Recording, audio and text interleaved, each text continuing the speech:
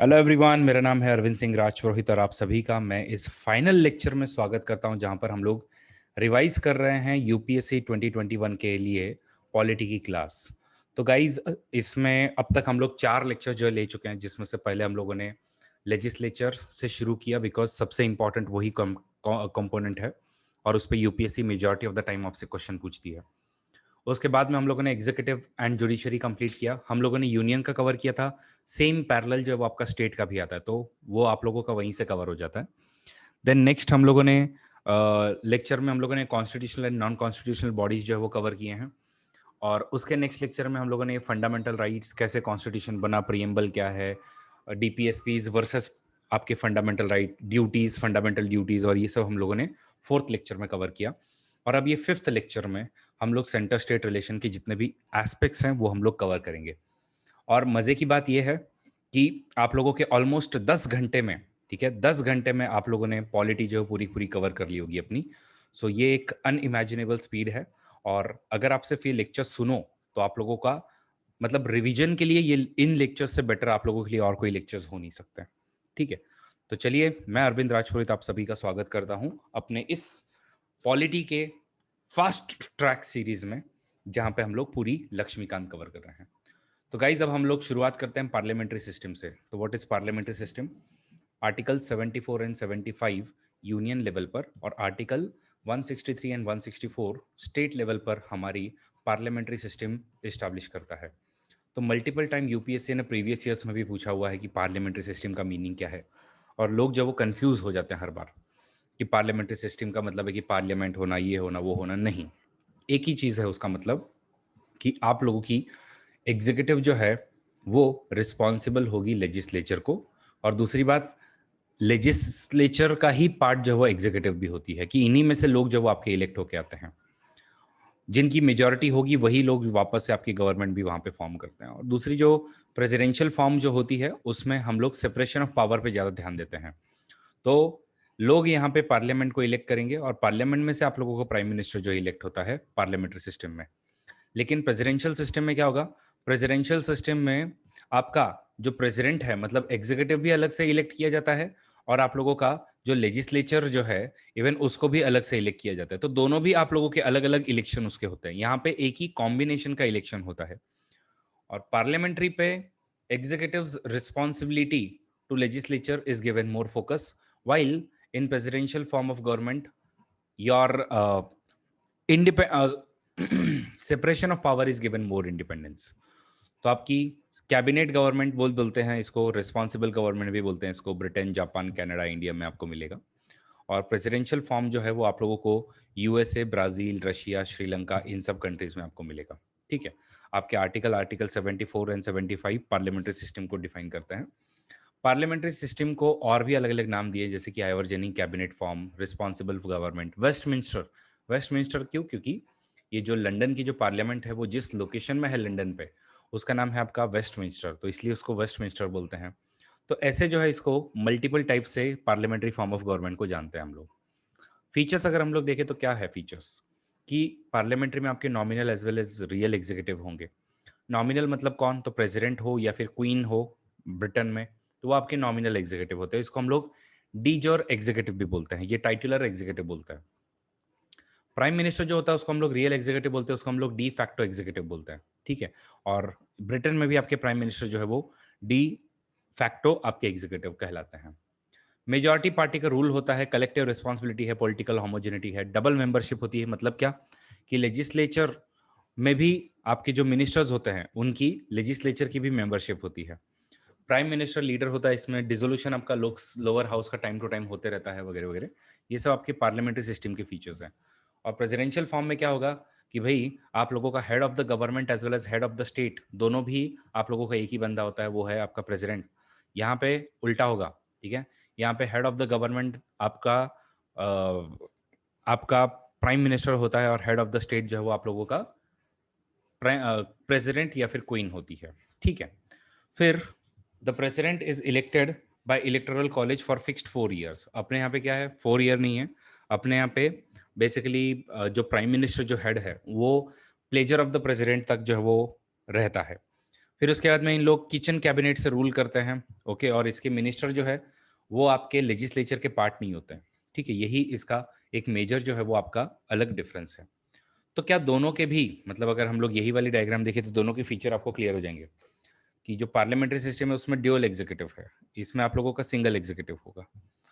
फिर उसके बाद में आप लोगों का मेजॉरिटी पार्टी रूल यहाँ पे होता है, यहाँ पे आपका प्रेसिडेंट ही आपका होता है। अब आप बोलोगे सर ड्यूअल एग्जीक्यूटिव मतलब क्या? ड्यूअल मतलब नॉमिनल एंड रियल, लेकिन यहाँ पे सिर्फ एक ही होता है, वो होता है रियल, ठीक है। फिर इधर कलेक्टिव रिस्पॉन्सिबिलिटी है, इधर में सेपरेशन ऑफ पावर पे फोकस है, no non responsibility, political homogeneity है, इसमें पॉलिटिकल होमोजेनिटी मे और may not exist, double membership है, इसमें सिंगल मेंबरशिप है, लीडर ऑफ प्राइम मिनिस्टर है, यहाँ पे प्रेसिडेंट है, डिसोल्यूशन होता है, इधर no dissolution of lower house मतलब बाय प्रेसिडेंट। फिर फ्यूजन ऑफ पावर है, इधर सेपरेशन ऑफ पावर है। और दोनों के भी मेरिट और डीमेरिट है कुछ, कि मेरिट क्या है, हार्मनी होती है पार्लियामेंट में और एग्जीक्यूटिव में, रिस्पॉन्सिबल गवर्नमेंट है, और डिस्पोटिज्म जो है वो आप लोगों का थोड़ा सा प्रिवेंट हम लोग कर सकते हैं।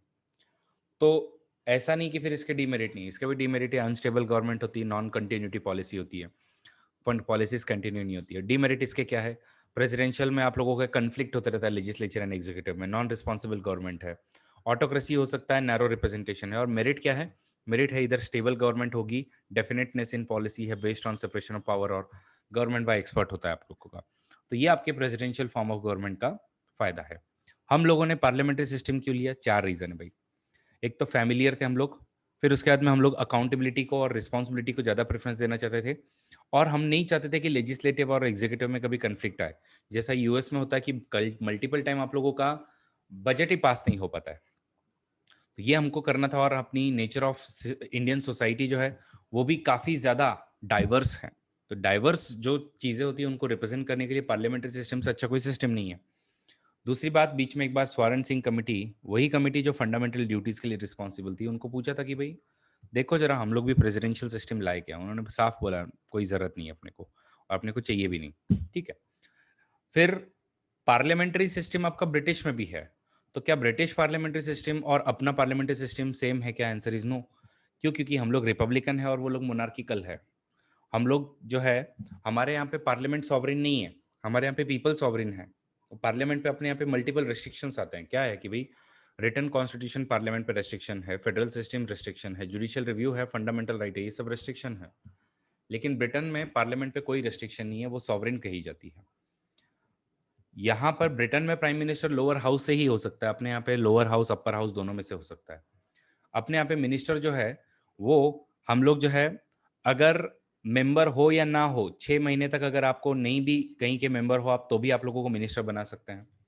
लेकिन ब्रिटेन में ऐसा नहीं है, जो या तो आपका मतलब उधर के लोअर हाउस और अपर हाउस का जो भी मेंबर होगा बस उसी को उन लोग जो है वो बनाते हैं, ठीक है। और वहां पे लीगल रिस्पॉन्सिबिलिटी होती है, आपको याद होगा, देखो मिनिस्टर जो होते हैं उनकी लीगल रिस्पॉन्सिबिलिटी होती है, अपने यहाँ पे कोई लीगल रिस्पॉन्सिबिलिटी नहीं है। और एक शैडो कैबिनेट होता है, मतलब क्या कि प्राइम मिनिस्टर को शैडोइंग करेगा आपका ओपोजिशन, और उसके बाद में आपका फाइनेंस मिनिस्टर को ओपोजिशन फाइनेंस मिनिस्टर करेगा, फिर एग्रीकल्चर मिनिस्टर को एग्रीकल्चर आपका फाइनेंस मिनिस्टर, एग्रीकल्चर आप लोगों का ओपोजिशन का मेंबर होगा। तो ये सब उसको शैडोइंग जो है वो करते हैं, तो ये आपका डिस्टिंक्शन है वहां का, ठीक है। So that was about parliamentary system. Now let us talk about the federal system. तो फेडरल सिस्टम क्या है? पहली बात, फेडरल सिस्टम का मीनिंग होता है कि देखो जब आपकी गवर्नमेंट आती है तो गवर्नमेंट की सारी पावर जो है वो एक जगह पे होती है, कि डिफेंस की पावर भी इसी को है, आप लोगों की एग्रीकल्चर की भी पावर इसी को है, आप लोगों के फॉरेन अफेयर्स की भी पावर इसी को है, आप लोगों की police and law and order की भी पावर इसी को है। तो ये सब पावर आपके नेशन को मिले हैं, बट मुझे बताओ क्या यूनियन गवर्नमेंट एक सेंटर से रूल करके क्या इन लोग एकदम नीचे के तबके के लोग तक इन लोग पहुंच पाएंगे क्या? उनके एग्रीकल्चर वाली चीज़ों पे या लॉ एंड ऑर्डर पे ध्यान दे पाएंगे क्या? बट ऑब्वियस नो, ठीक है। तो कहाँ कहाँ प्राइम मिनिस्टर आपका भागेगा? इसलिए बोला भाई एक काम करते हैं हम लोग कि हम लोग जब वो छोटे छोटे यूनिट भी बना देते हैं, स्टेट भी बना देते हैं, कि हम लोग जब वो बड़े बड़े मुद्दों पे ध्यान दें कि भाई एक्सटर्नल अफेयर्स हैं, हमारी डिफेंस है, हमारी सिक्योरिटी है, उस पर हम ध्यान देते हैं, और तुम जो है वो नीचे ध्यान दो। तो हमने क्या किया है बेसिकली, तो एक जो यूनियन गवर्नमेंट है उसने अपने आप को डिवाइड कर लिया है अलग अलग रीजनल गवर्नमेंट्स में से, तो उसको हम बोलते हैं फेडरल सिस्टम, ठीक है। तो अब ये फेडरल सिस्टम जो है वो आपका दो टाइप का हो सकता है। तो फेडरल सिस्टम का क्या मतलब है, जितने भी पावर्स है वो आपके थोड़े से डिवाइड कर दो, ठीक है। फेडरल सिस्टम जो है उसका क्या मीनिंग होता है कि जितने भी पावर्स आपके डिवाइड कर दो यूनियन और स्टेट के बीच में। तो इसको कभी कभी हम लोग ऐसा भी बोलते हैं national government and regional government के बीच में। अब ये फेडरल सिस्टम भी आपका दो टाइप का है। कैसा कैसा है? तो दो टाइप का, मतलब एक जो है वो आपका टॉप बॉटम है और दूसरा जो है वो आपका बॉटम अप है, या फिर हम लोग इसको सेंट्रीपिटल बोलते हैं। सेंट्रीपिटल बोलते हैं या फिर इसको हम लोग सेंट्रीफ्यूगल बोलते हैं। मतलब क्या है इसका? मतलब है कि भाई यूएस जो है, अगर उसका हम लोग एग्जांपल ले, तो यूएस में क्या था, यहाँ पे आपके 13 कॉलोनीज हुआ करते थे। इन 13 कॉलोनीज ने साथ में आके इन लोगों ने जो है वो आपका यूनियन बनाया था, इसलिए हम लोग इसको सेंट्रीपिटल या फिर बॉटम अप वाला फेडरल सिस्टम बोलते हैं, या कमिंग टुगेदर इसको हम बोलते हैं, और इसको हम होल्डिंग टुगेदर बोलते हैं। कि ये आपका क्या था, ये आप लोगों का ऑलरेडी एग्जिस्टेंस में आया कि भाई इंडिया जो है वो आपका इंडिपेंडेंट हुआ और उसने आपके अलग अलग स्टेट जो है बनाए हैं, तो आपका सेंट्रीफ्यूगल सिस्टम इसको हम बोलते हैं, या फिर टॉप डाउन वाला अप्रोच हम लोग बोलते हैं। तो हम लोगों ने ये कनाडा से इंस्पायर होकर लिया हुआ है। ओके, तो अपना फेडरल सिस्टम थोड़ा अलग टाइप का है। तो गवर्नमेंट, तो अब हमने क्या सीखा है? तो गवर्नमेंट जो वो आपकी दो टाइप की हो सकती है, या तो यूनिटरी होगी। यूनिटरी का मतलब क्या है कि आपके पावर डिवाइड ही नहीं करो। अगर तुम्हारे नेशनल गवर्नमेंट के पावर तुम डिवाइड ही नहीं करो तो उसको यूनिटरी बोलेंगे। और दूसरा होता है आपका फेडरल। फेडरल में क्या होगा, आपके पावर डिवाइड करोगे। डिवाइड करोगे तो दो लेवल में डिवाइड करोगे, यूनियन एंड स्टेट में। अब उसमें भी आपने दो टाइप देखा, एक सेंट्रीपिटल है और दूसरा सेंट्रीफ्यूगल है। और ये यूनिटरी क्या होता है? यूनिटरी में आप कोई पावर डिवाइड ही नहीं करते तो बात ही खत्म। तो यूनिटरी या फेडरल हो सकता है। यूनिटरी में क्या होगा, यूनिटरी में सारे पावर जो है वो नेशनल गवर्नमेंट में ही वेस्टेड होता है। एंड इफ एट ऑल अगर आपने रीजनल गवर्नमेंट बनाई भी तो it is not created by constitution. Rather इन्होंने कैसे क्रिएट किया होता है, इन लोगों ने जो है वो मतलब खुद ही एग्जीक्यूटिव ऑर्डर से यूनियन नहीं क्रिएट किया होता है। और फेडरल सिस्टम में आप लोगों के ये पावर डिवाइड जो है वो आपका कॉन्स्टिट्यूशन खुद ही कर देता है। तो इसलिए इसको हम फेडरल सिस्टम बोलते हैं। तो इसलिए जब भी फेडरल सिस्टम की हम बात करते हैं, जब भी उसके हम फीचर्स की बात करते हैं, तो सबसे पहले हम लोग क्या बात करते हैं? हम लोग फेडरल फीचर में सबसे पहले हम देखते हैं कि भाई ड्यूअल फॉर्म ऑफ गवर्नमेंट होती है वहाँ पे, कि नेशनल एंड रीजनल गवर्नमेंट है, रिटन कॉन्स्टिट्यूशन होगा वहाँ पे, division of power between the national and regional government होगा, सुप्रीमेसी ऑफ कॉन्स्टिट्यूशन होगा, रिजिड कॉन्स्टिट्यूशन होगा, इंडिपेंडेंट जुडिशरी होगी, बाई कैमरल लेजिस्लेचर होगा। ये स्टेट को रिप्रेजेंट करने के लिए आपका राज्यसभा भी होना चाहिए। लेकिन जो यूनिटरी गवर्नमेंट होती है उसमें सिंगल गवर्नमेंट होती है आप लोगों की, और नेशनल गवर्नमेंट अगर चाहे तो रीजनल गवर्नमेंट क्रिएट करती, कॉन्स्टिट्यूशन नहीं क्रिएट करता है। Constitution may be written like France और अनरिटन लाइक ब्रिटेन, और no division of power. Constitution may be supreme like Japan and may not be supreme like Britain. Constitution may be rigid like France and may not be rigid like Britain. तो judiciary may be independent और may not be independent, और bicameral हो भी सकते हो Britain जैसे या फिर चाइना जैसे, नहीं भी हो सकते हो। ये आप लोगों के फेडरल और यूनिटरी फीचर्स में डिफरेंसेस होते हैं। फेडरल मैंने आपको ऑलरेडी बताया कि सेंट्रीपिटल है और सेंट्रीफ्यूगल है, ठीक है। और हम लोग जो है वो अपने पास में दो ऑप्शन थे कि यूएस वाला ऑप्शन ले या कनाडा वाला ऑप्शन ले। भाई वैसे ही हम लोग कनाडा वाला ऑप्शन जो है वो लिया है। तो अपना बिल्कुल भी कैनेडियन मॉडल पे पूरा का पूरा सिस्टम अपना एस्टेब्लिश्ड है। ब्रिटेन से अपना कोई लेने देना ही नहीं है। और वर्ल्ड में अगर आप देखो तो ये सब कंट्रीज अलग अलग हैं। जैसे कि चाइना आप देख रहे हो, तो चाइना जो ब्लू कलर ब्लू टीम का है। तो Britain, France, Japan, China, Italy, Belgium, Norway, Sweden, Spain, ये सब आपकी यूनिटरी फॉर्म ऑफ गवर्नमेंट है। और जो ग्रीन टीम आप लोग देख रहे हो, तो वो आपका US, Switzerland, Australia, Canada, Russia, Brazil, Argentina, ये सब क्या है? ये सब आप लोगों की फेडरल टीम है। तो ये इन लोगों के पास में फेडरल कैरेक्टर होगा, ठीक है। सो that is about the government. अब अपने इंडियन कॉन्स्टिट्यूशन में हम देखें तो इंडियन कॉन्स्टिट्यूशन कैसा है? तो इंडियन कॉन्स्टिट्यूशन में देखो ड्यूअल पॉलिटी है, हाँ है। रिटन कॉन्स्टिट्यूशन है, हाँ है। डिवीजन ऑफ पावर है, हाँ है। सुप्रीमेसी ऑफ कॉन्स्टिट्यूशन है, रिजिड कॉन्स्टिट्यूशन है, इंडिपेंडेंट जुडिशरी है, बाइकैमरलिज्म है। तो ये सब चीजें अपने को दिख रही हैं। लेकिन यूनिटरी फीचर भी आपको दिखेंगे। ये अगर हम लोग देखें तो कितने हैं? तीन ये और आई थिंक चार ये, मतलब सात हो गए। यहाँ सात है, लेकिन यूनिटरी फीचर अगर हम देखें तो 14 है। स्ट्रॉन्ग सेंटर है, yes. State non destructible, yes. States non not indestructible, मतलब state destructible, yes. Flexibility constitution की है। No equality of state representation, emergency provision, single citizenship, integrated judiciary, all India services, integrated audit machinery, parliament's authority over state list, appointment of governor, integrated election machinery, veto over state bill. ये सब क्या है? ये सब unitary features हैं। अगर इनका count करो तो मैं 14 है। इसका मतलब हम लोग क्या बोलेंगे कि हमारा जो है तो केसी वेयर बोलते हैं कि हमारी जो गवर्नमेंट है वो क्वासी फेडरल है। क्वासी फेडरल मतलब क्या, कि actually in Indian union unitary state, okay, with subsidiary, Indian union is unitary state with subsidiary federal feature. Real जो है इसको हम फेडरल सिस्टम नहीं बोल सकते, इसको क्वासी मतलब आधा फेडरल हम लोग बोलेंगे। इनफैक्ट कुछ लोगों का ये भी बोलना है कि हम लोग जो है we are more tilted towards the, तो यूनियन जो है तो अपना कैसा है, सॉरी अपना जो फेडरल सिस्टम है it is with unitary bias, कि यूनिटरी सिस्टम की तरफ में हम लोग ज्यादा बायस्ड हैं। ओके, कि डोमिनेंस ऑफ सेंटर जो है वो फाइनेंशियल स्फीयर में, या फिर आप लोगों का पहले जो पीसी हुआ करता था, मतलब प्लानिंग कमीशन जो हुआ करता था, ये सब आपका सेंट्रलाइजिंग टेंडेंसीज दिखाता है। India has practically function as unitary state, though union and states have tried to functional normally and legally as federation, लेकिन फिर भी बात यही आती है कि हम लोग जो है वो क्या है कि विद यूनिटरी बायस हम लोग हैं। फिर कुछ लोग बोलते हैं एक्सट्रीमली फेडरल है, कुछ बोलते हैं बार्गेनिंग फेडरल है। अपने को सिर्फ ग्रैनविल ऑस्टिन पे ध्यान देना है, वो कहते हैं कि भाई हम लोग तो एक कोऑपरेटिव फेडरल कंट्री है। ठीक है, तो बम्बई केस में भी आप लोगों का जो हुआ था 1994 का, तो उनका बोलना था कि बिना फालतू का ये फेडरल है यूनिटरी है ये सब चीज़ों में पढ़ो मत। मैं आपको बताता हूँ भाई, सीधी सी बात है कि ये हम लोग जो वो फेडरल कंट्री है, तो इतना ध्यान रखो। लेकिन यस, जब हमारा जो कंट्री है उसकी सिचुएशन कुछ ऐसी है कि यूनियन को थोड़ी से ज़्यादा पावर देने होते हैं, बट इसका ये मतलब नहीं है कि स्टेट जो है वो इनके कोई अपेंडेजेस हैं। तो स्टेट जो है उनको इंडिविजुअल जो है वो कॉन्स्टिट्यूशनल अथॉरिटी है, और स्टेट कॉन्स्टिट्यूशन से बनाया हुआ है, सेंटर से नहीं बनाया हुआ है। तो ऐसे जो है वो हम लोग अपने फेडरल सिस्टम को डिफाइन करते हैं। ठीक है, तो अब फेडरल सिस्टम डिफाइन करने के बाद में obviously one of the issue, और अगर आपका जीएस 2 का सिलेबस भी आप खोलो तो द वेरी सेकंड पॉइंट से कि भाई आप लोगों के ये फेडरल इश्यूज क्या हैं, और ये डिवोल्यूशन ऑफ पावर के क्या इश्यूज रहते हैं, क्या लड़ाई चलती है। तो अब हम लोग सेंटर स्टेट रिलेशन से शुरुआत करते हैं। सेंटर स्टेट रिलेशन जब भी आप सीखोगे तो सिर्फ एक चीज पे ध्यान देना है। सेंटर स्टेट रिलेशन में हमेशा तीन रिलेशंस आएंगी। एक तो लॉ मेकिंग की, दूसरा जो है वो है आप लोगों के लॉ के एग्जीक्यूशन की, मतलब एडमिनिस्ट्रेशन की, और तीसरा जो है वो आपके फाइनेंसेस की। तो ये तीनों इश्यूज जो वो आपके हमेशा आते रहेंगे। तो वही अपने को देखना है कि legislative relation, administrative relation and financial relation. ठीक है, ताकि हम लोग मैक्सिमम हार्मनी जो है वो हम लोग अचीव कर सके।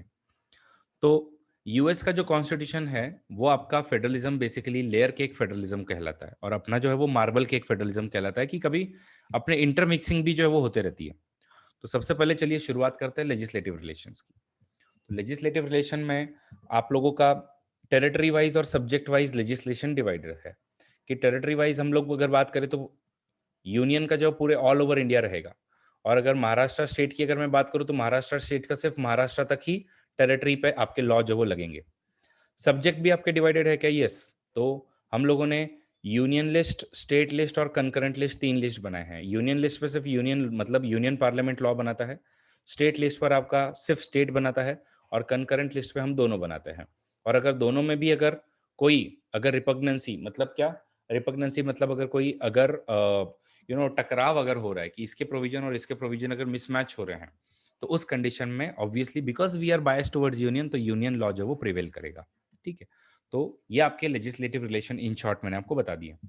फिर उसके बाद में एक एक्स्ट्रा टेरिटोरियल लेजिस्लेशन भी आता है। एक्स्ट्रा टेरिटोरियल मतलब क्या, भाई ये तो अपनी टेरिटरी है वो सब सही है, बट हाई सीज में किसका रूल लगेगा, या किसी और कंट्री में अगर अपना कोई सिटीजन जो भाग के गया हुआ यूके वूके में और उसने वहां पे कुछ गड़बड़ की है, तो उस पर कौन लॉ बनाएगा? तो answer is extra territorial legislation की भी पावर जो पार्लियामेंट को दी हुई है, मतलब यूनियन की दी हुई है। ठीक है, तो अगर हम लोग देखें तो सेंटर स्टेट के लेजिस्लेटिव एस्पेक्ट को, कि टेरिटोरियल एक्सटेंट, डिस्ट्रीब्यूशन, पार्लियामेंट कब कब आप लोगों का स्टेट लिस्ट में लॉ बना सकता है, और सेंटर का कंट्रोल ओवर लेजिस्लेशन, ये चार पार्ट में हम लोग डिवाइड कर सकते हैं। तो टेरिटोरियल एक्सटेंट ऑलरेडी मैंने आपको बता दिया कि ये जो है वो आप लोगों का इंडिया का पूरे मतलब यूनियन का पूरे इतने में है, और स्टेट का जो भी स्टेट की बाउंड्री है वहीं तक लगेगा। मतलब स्टेट का लॉ जो है कि महाराष्ट्र स्टेट का लॉ आपका गुजरात में नहीं लगेगा, याद रखना इस चीज को। और एक्स्ट्रा टेरिटोरियल लेजिस्लेशन तो वो पार्लियामेंट पावर बनाता है। एक्स्ट्रा टेरिटोरियल मतलब कोई भाग के गया है अपने कंट्री से, तो उसका क्या करे, तो उसको हम एक्स्ट्रा टेरिटोरियल जुरिस्डिक्शन बोलते हैं। कि जैसे, और दूसरा मतलब कभी कभी कंप्यूटर वर्ल्ड जो है, तो कंप्यूटर क्राइम जो वो आपके कहीं से भी हो सकते हैं, रशिया से हो सकते हैं। रशिया से कोई अपने इंडियन चाइल्ड पोर्नोग्राफी वगैरह प्रमोट कर रहा है, तो उस समय में हम लोग रशियन को भी पकड़ सकते हैं, और वहां पे पार्लियामेंट अपने लॉ बनाता है। लेकिन एक और चीज जो ध्यान में रखनी है वो क्या है, कि नो डाउट आपके पार्लियामेंट को वगैरह पावर मिली हुई है, ये वो है वो सब है, लेकिन कुछ पावर जो है वो प्रेसिडेंट को मिली हुई है कि अगर आपको peace, progress and good governance के लिए 4 यूनियन टेरिटरी, मतलब कौन, अंडमान निकोबार, लक्षद्वीप, लद्दाख और दादरा एंड नगर हवेली एंड दमन दीव, तो अगर ये 4 यूनियन टेरिटरीज के लिए अगर आपको कोई लॉ बनाना है तो वो प्रेसिडेंट बना सकता है, ठीक है। और उसके लिए जो रेगुलेशन बनाएगा वो बनाएगा, और इसका मतलब होगा कि it is equal to law only, a law which has been created by the parliament. Governor भी आपके शेड्यूल्ड एरिया जो है उन पे ध्यान देने के लिए वो सबसे ज़्यादा पावरफुल होता है। और ट्राइबल एरिया, तो president enjoy same power with respect to the tribal area. तो ट्राइबल एरिया आपके वो ऑटोनोमस मेघालय, त्रिपुरा, मिजोरम एंड असम में आता है। एंड गवर्नर ऑफ असम के भी अगेन आप लोगों के थोड़े से अलग ही पावर है, खास करके ट्राइबल एरियाज के लिए। ये आप लोगों के थोड़े से एक्सेप्शंस हो गए, ठीक है। अब अगर डिस्ट्रीब्यूशन देखें तो डिस्ट्रीब्यूशन सिंपल सी बात है, मैं आपको हमेशा ही बताते रहता हूँ कि देखो, जो भी आपके मैटर्स नेशनल इंपॉर्टेंस के हैं या फिर जिन पर यूनिफॉर्मिटी आपको चाहिए, वो सब आप डालोगे यूनियन लिस्ट में। डिफेंस है, एटॉमिक एनर्जी है, मिनरल रिसोर्सेस है, फॉरेन अफेयर है, national highway, railway, census, banking, currency, ये सब नेशनल इंपॉर्टेंस के। और तुमको हर तरफ में इसमें क्या चाहिए होगा, इसमें आप लोगों को यूनिफॉर्मिटी चाहिए, तो ये सब आप लोग यूनियन लिस्ट में डालोगे। ओके, स्टेट लिस्ट में क्या डालोगे कि भाई जो रीजनल है या लोकल इंपॉर्टेंस के और डाइवर्सिटी आप लोग वहां पे परमिट कर सकते हो, तो वो सब स्टेट में डाल दो। भी स्टेट का पेंशन है, टोल है, टूरिज्म है, एग्रीकल्चर है, आप लोगों का लॉ एंड ऑर्डर है, salaries and allowances of ministers जो है आप लोगों के स्टेट के, तो उनका, ये सब इन लोग खुद डिसाइड करें। और जहाँ पे uniformity of legislation through out the country is desirable but not essential, वो आप कंकरेंट लिस्ट में डाल दो कि भाई फॉरेस्ट है, पॉपुलेशन कंट्रोल है, एजुकेशन है, ट्रेड है। तो देखो, एजुकेशन आपका कंकरेंट लिस्ट में है, लेकिन हेल्थ अगर हम लोग देखें तो हेल्थ आपका स्टेट लिस्ट में है। इलेक्ट्रिसिटी हो गया, रिलीजियस इंस्टीट्यूट हो गया, ये सब आपके कंकरेंट लिस्ट में है। तो अगर यही हम देखें तो गवर्नमेंट ऑफ इंडिया एक्ट 1935 जो है, तो एक मिनट, उस पर रेसिडरी पावर पे हम लोग आएंगे बाद में। तो ये आप लोगों का ऐसे डिवाइडेड है, लिस्ट वन, यूनियन, स्टेट और कंकरेंट। और defence, banking, foreign affair, currency, atomic energy वगैरह वगैरह ये आपकी यूनियन में हो गए। और इस तरफ में आप लोगों के public order, police, public health, sanitation, agriculture, prison, local government, fisheries, फिर उसके बाद में मार्केट है, थिएटर है, गैम्बलिंग है, एक्सेट्रा एक्सेट्रा। एंड इधर में हम लोग अगर देखें तो जो क्रिमिनल प्रोसीजर कोड है, सिविल प्रोसीजर कोड है, डाइवोर्स है, ठीक है, उसके बाद में पॉपुलेशन कंट्रोल है, फैमिली प्लानिंग है, इलेक्ट्रिसिटी है, economic and social planning, drug, newspaper वगैरह वगैरह। और 42nd अमेंडमेंट ने 5 चीज़ें आप लोगों की स्टेट लिस्ट से निकाल के कंकरेंट लिस्ट में डाल दी थी। कौन कौन सी थी? Education, forest, weights and measures, protection of wild animals और एडमिनिस्ट्रेशन ऑफ जस्टिस। तो ये 5 चीज़ें जो है वो हटा दी थी इन्होंने, ठीक है। फिर रेसिडरी पावर का क्या है, मतलब क्या कि भाई कल को समझो आर्टिफिशियल इंटेलिजेंस पे अगर आपको लॉ बनाना है तो कौन बनाएगा? तो रेसिडरी पावर में आपका लॉ जो है वो पार्लियामेंट को दिया हुआ है। तो पहले सर्विस टैक्स जो है ये आपका एग्जिस्ट नहीं करता था, लेकिन अब जब सर्विस टैक्स शुरू हुआ तो सबसे पहले किसको मिल गया वो? तो वो आपका हमेशा यूनियन को मिलेगा। तो residuary power are always with the union. But यही अगर हम लोग यूएस का कॉन्स्टिट्यूशन कंपेयर करें तो यूएस में residuary power are with the state government, ठीक है। तो रेसिडरी पावर जो है वो स्टेट गवर्नमेंट के पास है। और कनाडा में यूनियन के पास है। ऑस्ट्रेलिया में भी स्टेट के दिए हुए हैं रेसिडरी पावर। और गवर्नमेंट ऑफ इंडिया एक्ट जो था आपका, तो ये ना तो स्टेट को देता था ना ही यूनियन को देता था, रैदर वो वाइस रॉय जो आपका हुआ करता था, जिसको गवर्नर जनरल भी बोलते हैं, उसको दिया करता था। तो ये इंपॉर्टेंट है, ये मल्टीपल टाइम यूपीएससी जो पूछ भी चुकी है, ठीक है, कि 1935 के एक्ट में रेसिडरी पावर जो वो किसको दिए हुए थे, तो it was vice Roy, neither union nor state. फिर रिपग्नेंसी मतलब क्या होता है कि अगर कन्फ्लिक्ट हुआ कभी यूनियन लिस्ट में और कंकरेंट लिस्ट में, तो यूनियन लिस्ट प्रिवेल करेगी। कंकरेंट लिस्ट में और स्टेट लिस्ट में अगर हुआ इशू तो कंकरेंट लिस्ट प्रिवेल करेगी। स्टेट लिस्ट को सबसे कम इंपॉर्टेंस दिया है। कंकरेंट लिस्ट में भी अगर तुम्हारा, ठीक है, अगर कोई मतलब रिपग्नेंसी का मतलब होता है कि अगर इनकंसिस्टेंसी है तुम्हारी, तो किसका लॉ प्रिवेल करेगा? लॉ प्रिवेल जो है वो यूनियन का हमेशा से करेगा। बट अगर समझो आपका स्टेट का कोई लॉ है, वो अगर प्रेसिडेंट के लिए एसेंट के लिए रखा हुआ है और उसने कंकरेंट लिस्ट पे बनाया और प्रेसिडेंट ने अगर उसको अप्रूवल दे दिया, तो फिर आप लोगों का स्टेट का जो लॉ होगा वो प्रिवेल होगा, क्योंकि इसको लेटेस्ट आपकी परमिशन जो प्रेसिडेंट से मिली हुई है। तो बस इस चीज को याद रखना, यही यहाँ पे लिखा है कि अगर कोई बिल रिजर्व किया है तो फिर उसके लिए अगर आपको मिल जाता है तो फिर स्टेट लॉ भी प्रिवेल कर सकता है। तो that is about repugnancy and this has been defined in 254। Then जो थर्ड जो आपका एरिया है वो है कि क्या पार्लियामेंट स्टेट के लिस्ट में लॉ बना सकता है क्या? तो आंसर इज यस। कैसे? तो 5 कंडीशन में कि अगर राज्यसभा रेजोल्यूशन पास करता है और अगर दे दे तो 1 साल के लिए रेजोल्यूशन, तो 1 साल की वैलिडिटी होती है इसकी। ड्यूरिंग द नेशनल इमरजेंसी, तो ये भी आपका हो सकता है। और अगर स्टेट खुद ही आके बोले कि भाई बना दो, अब तुम आके खुद ही बोल रहे हो तो मैं थोड़ी ना मना करूंगा।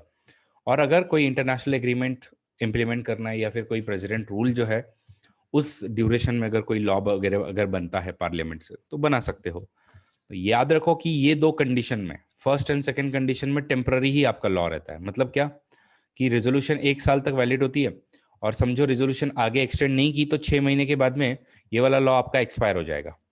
वैसे ही नेशनल इमरजेंसी खत्म होने के 6 महीने के बाद में आपका अगेन जो भी लॉ बनाए थे वो सब एक्सपायर हो जाएंगे। लेकिन इनमें आप लोगों का वो हमेशा से परमानेंट रहेगा। लॉ जो है वो हमेशा परमानेंट रहेगा। ये वाली बात जो है वो दिमाग में बस अच्छे से रखो, ठीक है। तो राज्यसभा खुद ही रेजोल्यूशन पास करता है कि भाई नेशनल इंपॉर्टेंस पे, नेशनल इंटरेस्ट में हम लोगों ने ये लॉ जो है वो बनाना चाहिए, तो हम लोग कर सकते हैं वो। और उसके लिए आप लोग जो है रेजोल्यूशन सिर्फ 1 साल के लिए वैलिडिटी होती है। अगर उसको और आगे लेके जाना है तो वापस एक बार रेजोल्यूशन पास करना होता है और वो 2/3 प्रेजेंट एंड वोटिंग वाले रेजोल्यूशन से, मतलब वोटिंग से आपको पास करवाना पड़ता है। नेशनल इमरजेंसी में एनीवेज आपका पूरा फेडरल कैरेक्टर जो है वो आपका चेंज हो जाता है। तो आप लोग जो वो क्या बन जाओगे, आप जो है वो फेडरल से आप लोग जो है वो यूनिटरी बन जाओगे। यूनिटरी बनते ही फिर आप लोग को जो लॉ बनाने बनाओ। बट मैंने जैसा कि बताया कि it will become inoperative after the expiration of 6 month of national emergency. Then when state, तो जो 2 या 2 से ज्यादा स्टेट रिक्वेस्ट करते हैं, तो याद रखना इसमें सिर्फ जो स्टेट रिक्वेस्ट कर रहे हैं सिर्फ उन्हीं के लिए ये वाला लॉ लगता है, बाकियों के लिए नहीं लगता है। तो ऐसे प्राइस कंपटीशन एक्ट है, वाइल्ड लाइफ एक्ट है, वाटर एक्ट है, अर्बन लैंड एक्ट है, transplantation of human organ act है, जो कि किसी न किसी स्टेट ने रिक्वेस्ट किया था तभी आपका ये एक्ट बनाया गया। इंटरनेशनल एग्रीमेंट जो है कि भाई जिनेवा कन्वेंशन है, एंटी हाईजैकिंग है, तो भले ही आपके स्टेट लिस्ट में है लेकिन इसको इम्प्लीमेंट करने के लिए फिर हम लोग कर सकते हैं। और प्रेसिडेंट रूल में वैसे भी तुम्हारी सारी लॉ मेकिंग की पावर जो है वो पार्लियामेंट के पास में ट्रांसफर हो जाती है, तो वो तो चलते ही रहता है फिर आपका। तो this is about this. But क्या यूनियन का कंट्रोल होता है क्या स्टेट लेजिस्लेशन पे? समझो स्टेट लिस्ट में अगर मैं वो पिछले के 5 प्रोविजन यूज नहीं करूँ बट स्टेट ने समझो कोई लॉ बनाया हुआ है, तो क्या मैं उसको रोक सकता हूँ? Answer is yes. गवर्नर क्या करता है, तो जैसे प्रेसिडेंट के पास में सिर्फ 3 ही ऑप्शन होते हैं, या तो हाँ बोलो, ना बोलो या फिर रिटर्न करो। तो गवर्नर के पास में 4 ऑप्शन होते हैं, हाँ बोलो, ना बोलो, रिटर्न करो या फिर प्रेसिडेंट के लिए भेजो। तो गवर्नर कोई भी आपका बिल जो है प्रेसिडेंट के आप लोगों के पास में रख सकता है और प्रेसिडेंट एब्सोल्यूट वीटो होता है उसके ऊपर, उसको जो करना है वो कर सकता है, ठीक है। फिर आप लोगों का कुछ जो बिल होते हैं उसमें प्रेसिडेंट का आपको सैंक्शन लेना होता है। फॉर एग्जांपल अगर आप फ्रीडम एंड ट्रेड पे अगर रेस्ट्रिक्शन लगा रहे हो तो पहले प्रेसिडेंट से पूछना पड़ेगा आपको। और सेंटर जो है वो आप लोगों का अगर फाइनेंशियल इमरजेंसी चल रहा है तो किसी भी मनी बिल को या और कोई फाइनेंशियल बिल हो उसको आपको प्रेसिडेंट के कंसिडरेशन के लिए मतलब रिजर्व करने के लिए बोल सकते हैं कि भाई प्रेसिडेंट को देखना है बिल। तो इन सब चीज़ों से अपने को एक ही चीज़ क्लियर होती है कि लेजिस्लेटिव मैटर में सुपीरियरिटी किसकी है, इट इज़ द सेंटर, ठीक है। नेक्स्ट जो है सरकारिया कमीशन बना था सेंटर स्टेट रिलेशन पे, उन्होंने भी कुछ रिकमेंडेशन दिए हैं कि अगर ये यूनियन सुप्रीमसी की फीचर अगर अपने पास नहीं होता तो पूरा इधर एकदम पूरा केओस बन जाता। एंड थैंक गॉड हमारे कॉन्स्टिट्यूशन ने सुप्रीमसी जो है वो यूनियन को दी है, तो इसलिए कोई कंफ्यूजन ही नहीं है। कहीं पे कोई इशू हुआ तो अपना इंडियन कॉन्स्टिट्यूशन को पता है कि वही क्या करना है, बात ही खत्म हो जाती है अपनी, ठीक है। So that was about legislative relation. Let us talk about administrative relations. तो एडमिनिस्ट्रेटिव रिलेशन क्या है? एडमिनिस्ट्रेटिव रिलेशन मतलब डे टू डे जो तुम्हारा एडमिनिस्ट्रेशन चल रहा है उसमें, और इसमें आप लोगों का आता है वो सब प्रेसिडेंट रूल वगैरह लगाना और डायरेक्शन वगैरह देना। तो सेंटर जो है वो यूनियन लिस्ट में जो जो सब्जेक्ट दिए हुए हैं उस पर आपका एडमिनिस्ट्रेशन का काम करता है और एग्जीक्यूट करता है उनको। और स्टेट जो है वो आप लोगों का concurrent list as well as जो स्टेट लिस्ट में जो भी लिखा हुआ है उन सबको इंप्लीमेंट करने का काम वो करेगा। बट अगर कोई समझो पार्लियामेंट अगर चाहता है कि भाई ये यूनियन का काम है स्टेट को करना चाहिए तो वो भी हो सकता है, और समझो कोई स्टेट का काम है यूनियन ने करना चाहिए तो वो भी कर सकता है। तो पार्लियामेंट के पास में वो पावर है कि आपको बोल सकता है कि क्या करना है क्या नहीं करना है। अब जब भी एडमिनिस्ट्रेशन की बात करते हैं हम लोग, तो ऑब्वियसली भाई यूनियन का एडमिनिस्ट्रेशन को कभी कोई प्रॉब्लम ना है, इसलिए सारे प्रोविजन आपके देके रखे हुए हैं। और यूनियन के पास में स्टेट के ऊपर में कंट्रोल एक्सरसाइज करने का एकदम अल्टीमेट हथियार जो है वो आपका आर्टिकल 356 है। कुछ भी हुआ तो बस वही बोलते हैं कि भाई तेरे ऊपर मैं आर्टिकल 356 लगा दूंगा। तो अपने आप जो भी स्टेट्स हैं वो हमेशा कंट्रोल में ही रहते हैं, क्योंकि ये वाली ड्यूटी जो है वो यूनियन एग्जीक्यूटिव को दी हुई है और स्टेट एग्जीक्यूटिव को भी, सॉरी, ये वाली ड्यूटी जो है वो स्टेट एग्जीक्यूटिव को दी हुई है कि स्टेट एग्जीक्यूटिव ने क्या करना चाहिए। तो ये उसका ऑब्लिगेशन है कि ensure the compliance with the laws that are made by the parliament and also any existing law that apply in the state. कि आपने अपनी एग्जीक्यूटिव की जो ड्यूटी है स्टेट की, उसने कैसे काम करना चाहिए, उसने ऐसे काम करना चाहिए कि भाई जो भी तुम्हारे लॉ बने हुए हैं उसके अकॉर्डिंगली तुम काम कर रहे हो। ओके। और कुछ भी कहीं पर भी यूनियन को या सेंटर जो है उसके काम में दखल अंदाजी नहीं देना है और कहीं पे भी उसको इम्पीड नहीं करना है। तो ये आपका आर्टिकल नंबर 256 में लिखा है कि obligation of state, obligation of state है कि एक तो ensure compliance with parliamentary as well as state laws, और ये आपका ऑब्लिगेशन है। और ऊपर ध्यान देने वाला कौन है, तुम्हारे ऊपर कौन बैठा है, तुम्हारे ऊपर में फिर सेंटर बैठा है कि अगर तुमने इसमें 256 में कोई भी गड़बड़ की, सेंटर बोलेगा भाई 365 की सिचुएशन अराइज हो गई। तो ये आपको सिचुएशन बताएगा कि effect of failure to comply with और give to the direction given to the union, कि कुछ भी हो सकता है इस केस में भी और इस केस में भी। तो आप लोग का यूनियन जो प्रेसिडेंट रूल लगाएगा फिर, ठीक है। तो in both cases executive power extends to giving such direction to the state as are necessary for this purpose. ये ध्यान देने के लिए आप लोगों को कुछ भी डायरेक्शन दे सकते हैं, ठीक है। और ये कोअर्सिव डायरेक्शंस होती हैं कि तुमको जो बोला वो करो चुपचाप, ठीक है। और अगर ये तुम नहीं करते हो तो आर्टिकल 365 आता है कि भाई ये काम करने के लिए 256 के काम के लिए ऑब्लिगेशन है तुम्हारा, तुमने काम नहीं किया, मैंने तुमको डायरेक्शन दी थी बट तुमने काम नहीं किया, इसका मतलब आर्टिकल 365 है कि आपकी गवर्नमेंट जो है वो कॉन्स्टिट्यूशन के प्रिंसिपल्स के हिसाब से नहीं चल रही है। तो we have given you direction but you are not working according to the constitution's principle. Now it shall be then lawful for the president कि भाई वो वहां पे प्रेसिडेंट रूल आपका लगा दे कि भाई कॉन्स्टिट्यूशन के हिसाब से गवर्नमेंट ही नहीं चल रही है। ये आपका 256 है। और सेंटर जो है वो कौन कौन सी डायरेक्शन देता है, तो यूजुअली 4 डायरेक्शन देता है। और ये डायरेक्शन जो वो आपके आर्टिकल नंबर 257 में डिफाइंड है कि construction and maintenance of means of communication और measures to be taken for protection of railways, adequate facilities for instruction in the mother tongue, adequate facilities for instruction in the mother tongue, ठीक है। तो वो, और last में drawing up the execution, drawing up and execution of schemes for the scheduled tribe. तो ये 4 situation है जिसमें आपको डायरेक्शन दी जा सकती है कि ये करो, और अगर आप ये नहीं करोगे तो आर्टिकल 365 आएगा और तुम्हारे ऊपर में बेसिकली आर्टिकल 365 से 356 में जाओगे और प्रेसिडेंट रूल लगा दिया जाएगा। तो ये 2 आपके सिचुएशंस हैं। उसके अलावा क्या इन लोग म्यूचुअली एक दूसरे को काम दे सकते हैं क्या, कि भाई मेरा काम है बट तू कर ले थोड़ा सा, और स्टेट भी मेरा काम है बट यूनियन तू कर ले, कर सकते हैं क्या? तो यस, बट अगर ऐसा कुछ करना है तो अगर आपको इंटर गवर्नमेंटल डेलीगेशन करना है तो कर सकते हो। तो अकॉर्डिंगली प्रेसिडेंट जो है may with the consent of the state government entrust to government any, okay, that government any executive function of centre. भाई सेंटर का काम है, स्टेट को बोल रहा है कि भाई कर ले थोड़ा, लेकिन ऑब्वियसली प्रेसिडेंट ने उस समय में जो आपकी स्टेट गवर्नमेंट है उससे परमिशन मांगनी पड़ेगी। और कॉन्वर्सली गवर्नर अगर चाहे तो वो भी दे सकता है, बट उसमें आपको क्या करना पड़ेगा, सेंट्रल गवर्नमेंट से परमिशन लेनी पड़ेगी। और सेंट्रल गवर्नमेंट अगर एग्री होता है तो जो भी स्टेट का काम है वो सेंटर आपका करके दे सकता है, ठीक है।